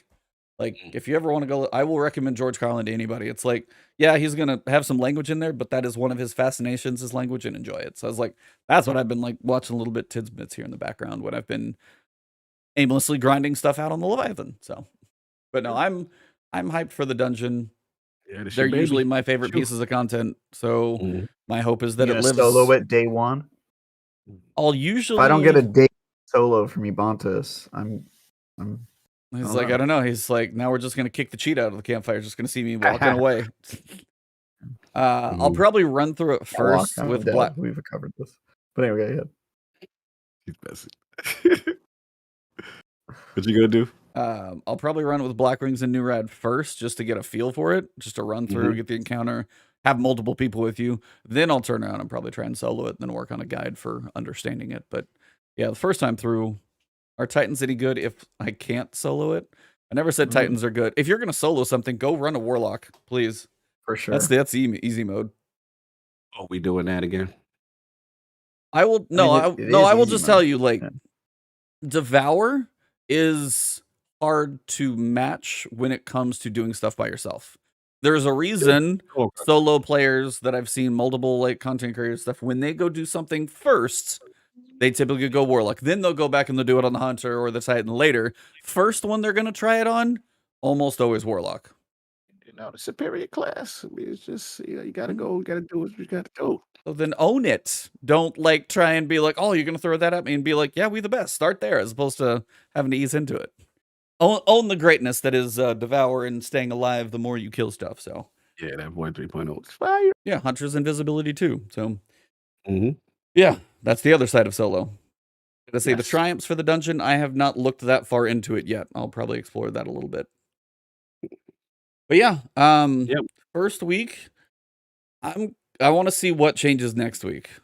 That's where I'm at. But I have concerns about the longevity of outside of Tuesday story of what, because it seems like it might be 6 weeks, maybe 7, roughly, for the story, depending on triumphs and stuff.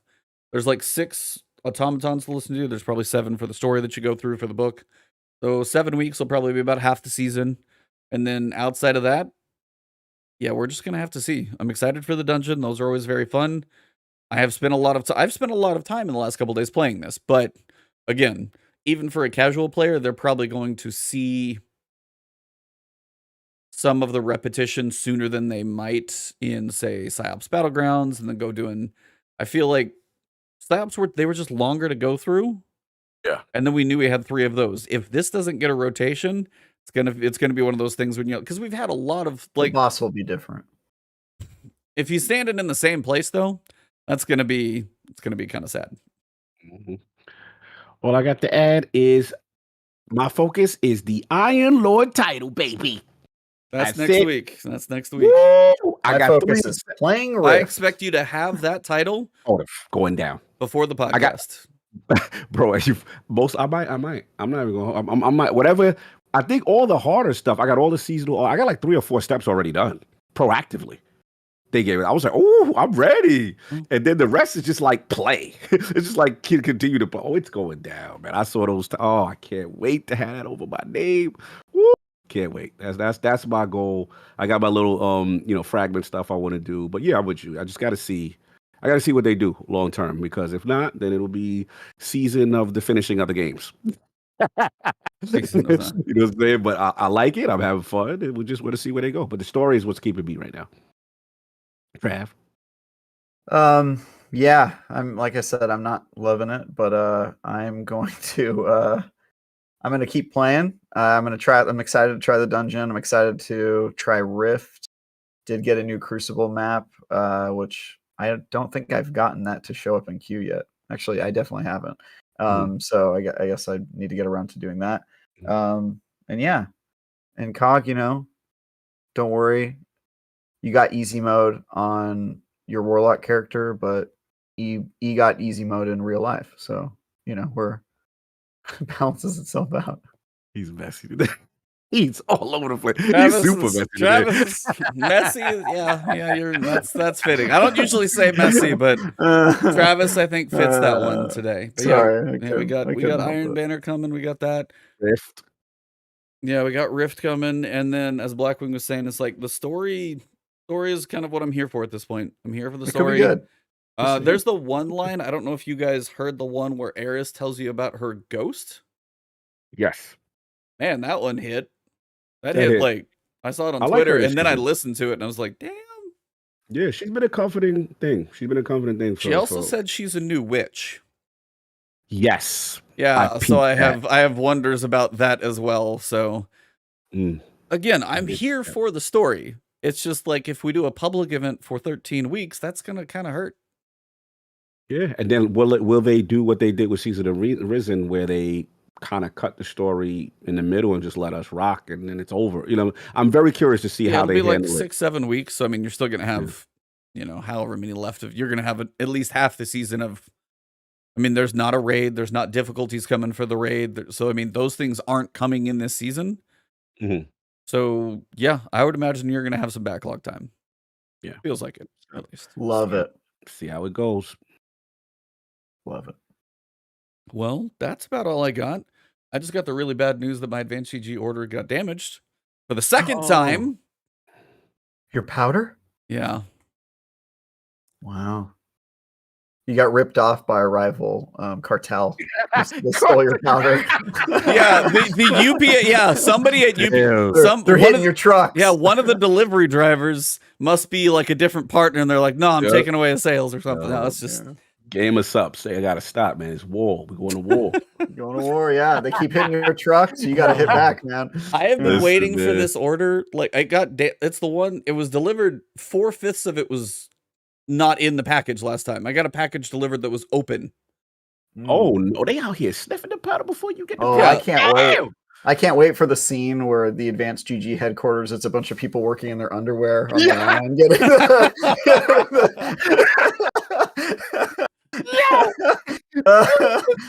Okay, shout out to the CEO. Shout out to the CEO. His name's Peter. He's on Twitter. But shout out to him. If somebody like photoshops a picture of him in front of the big pile of powder, like in Scarface, it's over. Yeah. Powder. Yeah. But no, I was getting more hydration and then a new flavor as well. And I've been trying to try. Oh, I'm so annoyed. So yeah, I got like damaged and was being returned to center. I'm pissed. So I was like, because it was supposed to be delivered today, and I was like, why is it not happening? Why is it not happening? Then I finally was like, I checked and really annoyed. So anyway, there is a buy one get one sale going on. Literally buy one jar, get one completely 100% off, which is probably one of their bigger sales that they ever do. So if you guys don't want to use that, use code IronLord, use code Ebontis. It's for the long weekend that we've got going on. So, but that's about all I got. I think tomorrow's going to be, was going to either make or break some of the grade for this season, though. Yeah. We'll see how it goes. They need a strong one, otherwise this seasonal ranking will go down for sure. We'll see how it goes. But yeah, for me, same old. Actually, before I get into being Trav, what you got going? What's going on with you? Why don't you go first, man? What? Yeah, I don't gotta go. All right, You cool. do it. You can be fine. Do your thing. No, for me, it's just like obviously Duke is outside, so shout out to Maddie. Got another episode out there talking about all the madness of Twitter and So cancel everybody Game Pass. canceling, Is that the one I just saw? publicly announcing things, and so we get into all that, and it was a fun, spicy show. Shout out to him. I did an ultimate with Addict, so that was fun. We broke Nice. down the Halo TV series episode by episode, Travis. Boy, oh boy, that sounds like How a much of a devastating time, an exercise in nihilistic tendencies. I can't for Addict made it so entertaining. Like it was fun listening to him go off on certain things. So that was cool. And then Sunday will be the Lord's Day. I think we got Ricari coming through, so it should be good. Check this out on Sunday. That should be fun. And then the countdown to my brothers very soon. We're approaching GCX soon. I got to take care of my COVID business, which I found out thanks to E. I'll bring one for you, man. Yeah, I was like, I got plenty as well, so we're good. Yeah. So just in case, my boys got me on the backup, but I'm looking forward to it.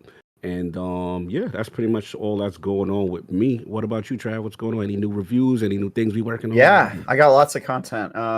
My review, I think I already talked about my review of Evil Dead. That was a while ago. That's the latest review I've gotten. We're waiting for June games to start coming out before I do more reviews. I'd done a bunch of previews. I did a preview of Roller Champions, which is a free-to-play roller derby sports game where you're rolling around and dunking a ball through a hoop, and it's super stupid and fun. It's free, so you can play that. And then I've got a couple previews I can't talk about and some other content I'm working on. I also made a 13 tips video that should be live tomorrow. So if you are playing Evil Dead the game and you want pro tips from a guy who's played way too much of that game, highly recommend watching that video. Nice. And I think I'm going to start doing Xur weekly videos. I don't know why this Xur thing. Just apparently people love clicking on Xur stuff because every week they're like, getting enough traffic from the articles. They're like, Travis, you need to make more of Xur. The internet, the algorithm loves Xur for some reason. So yeah, your guys' SEO is big enough. You're probably killing it. Yeah. Apparently weird. Other than that, I'm really excited. You're just stealing all my views, so just think think about every video I make is the stab in my back. Yeah. It's Xur war right now. That's why I've got to give you shout outs now because I'm going to be doing steal my job. Yeah, that's fine. When my channel collapses, I'll just apply at IGN. Come on my channel, man. We'll do let's plays. There you go. Anyway, 1v1 and PvP, and then you can just school me. Travis teaches Ebontis how to play PvP. I'd love to, man. I'd love to. Other than that, I'm really excited for GCX. You can watch episodes of Bitcast every Sunday where I argue with a lawyer and talk to a man who's rapidly decaying into the form which we will all soon meet, death. And buy some powder from these guys. Use the code Narcos at checkout for a discount. And you'll it should be good. Just for all of the law enforcement out there, we're talking about advanced GG. Just to be clear. Gonna have a knock on my door after the episode and be like, "Sir, we need to talk." Yeah, this is my long con to SWAT. When I'm getting served of a warrant in here, be like, "We've got a search warrant." I'll be like, "All the powder's in here. You can test everything." You want to know a hilarious thing? Actually, so I told you guys last week I was gonna go visit my brother in Austin, and I did, and I took some focus down there in my backpack. I got full-on searched because of that. That's amazing. Now I don't know if moving away across state lines, baby. I'm in-state lines. In-state lines. No, baby. but it was so I don't know. It's like I forgot one of those little individual peanut butter things that you could take. So that may have been what caused the X-ray, and then they searched it and they're like, what are these? I took like 4 jars because I wanted my brother to try a couple. You took the powder out of the focus jar and put it into another jar. No, they were in these. They were in the jar, okay, but I good. had 4 of them in there, and he opened them up, smelled them all. But they did like the little swab on the side, and they put it in the machine. It's like, we've got an alarm. I'm like, I literally had to do like a full. That's advanced GGE. They had to do the full literal neck down, back of the hands, over the crotch pad. Like they pull you off the line and put you in a little room. 100%, not in the room, but I'm just sitting there, like the guy's like going, you know, arms and everything. Okay, I'm gonna use back of my hands, literally just straight back and forth across my crotch. I was like, what is happening right now? And then after he gets through security, it cuts to a scene of Ebontis in the bathroom, and he's reopening the jar, and he reaches into the powder, and he pulls out a smaller baggie inside the powder, hidden underneath the color. He's like, they never works every time. And that's the end of the episode. That's the end of the episode. All right. Well, thank you guys for being here. So that was a fun little adventure. But yeah, very excited for GCX. If you guys are coming, find us. I'll be wearing my shirt. I never got a shirt made because the one time I went down that path, it's just absolute train wreck. There may be a weird shirt design that gets posted at some point for me. If you guys ever want to buy a weird looking cheetah t-shirt, it's probably going to happen. Well, okay, there's one that I'm actually kind of okay posting because it was like a cool cheetah. The second one that happened was a trash fire, and I will never sell that one. But one of them was okay. The other one that happened after I'd like, hey, can you tweak a couple of things? And the artist like redid the entire thing and made it worse. I was like, okay, so we're done. But yeah, you guys. Fall of the cheetah. Yo, that chat is hilarious. Yeah, chat's on fire tonight. Guides, their videos, and Cartel King fan. So listen, this is definitely the last episode of the last. Yeah, that's how we should end the show. This has been the last episode. Yeah, this has been the last episode of the last word. Yeah, we just couldn't make it to 200. Everything fell apart right there at 199. We didn't make it. We got so close. Oh, episode 200 is a live stream from the courthouse. The actual last word is the verdict. No, I'm just... Last word is guilty. Yep. All right. Well, thank you guys. Chat's been on fire. All of you guys out there, wherever you watch this, on YouTube, on Iron LordCognito's channel, on Ebontis' channel. If you listen to us in your ears, take us with you on iTunes, Spotify, Google Play, all the other podcast platforms. Leave us a good review. Drop a like on the video. Share it with your friends if they like Destiny, and let them know it gets a little crazy in the end. But thank you guys very much for getting us all the way to 199. I've got some plans for 200. Not sure if that's happening now or maybe a little bit later, but we'll do a cool episode coming up soon when things come together. But all of you guys have been amazing. Chat has been awesome. My co-hosts, I couldn't do this without you guys. So shout out to coming up on 200. All of you are amazing. And for this episode, it has been The last word.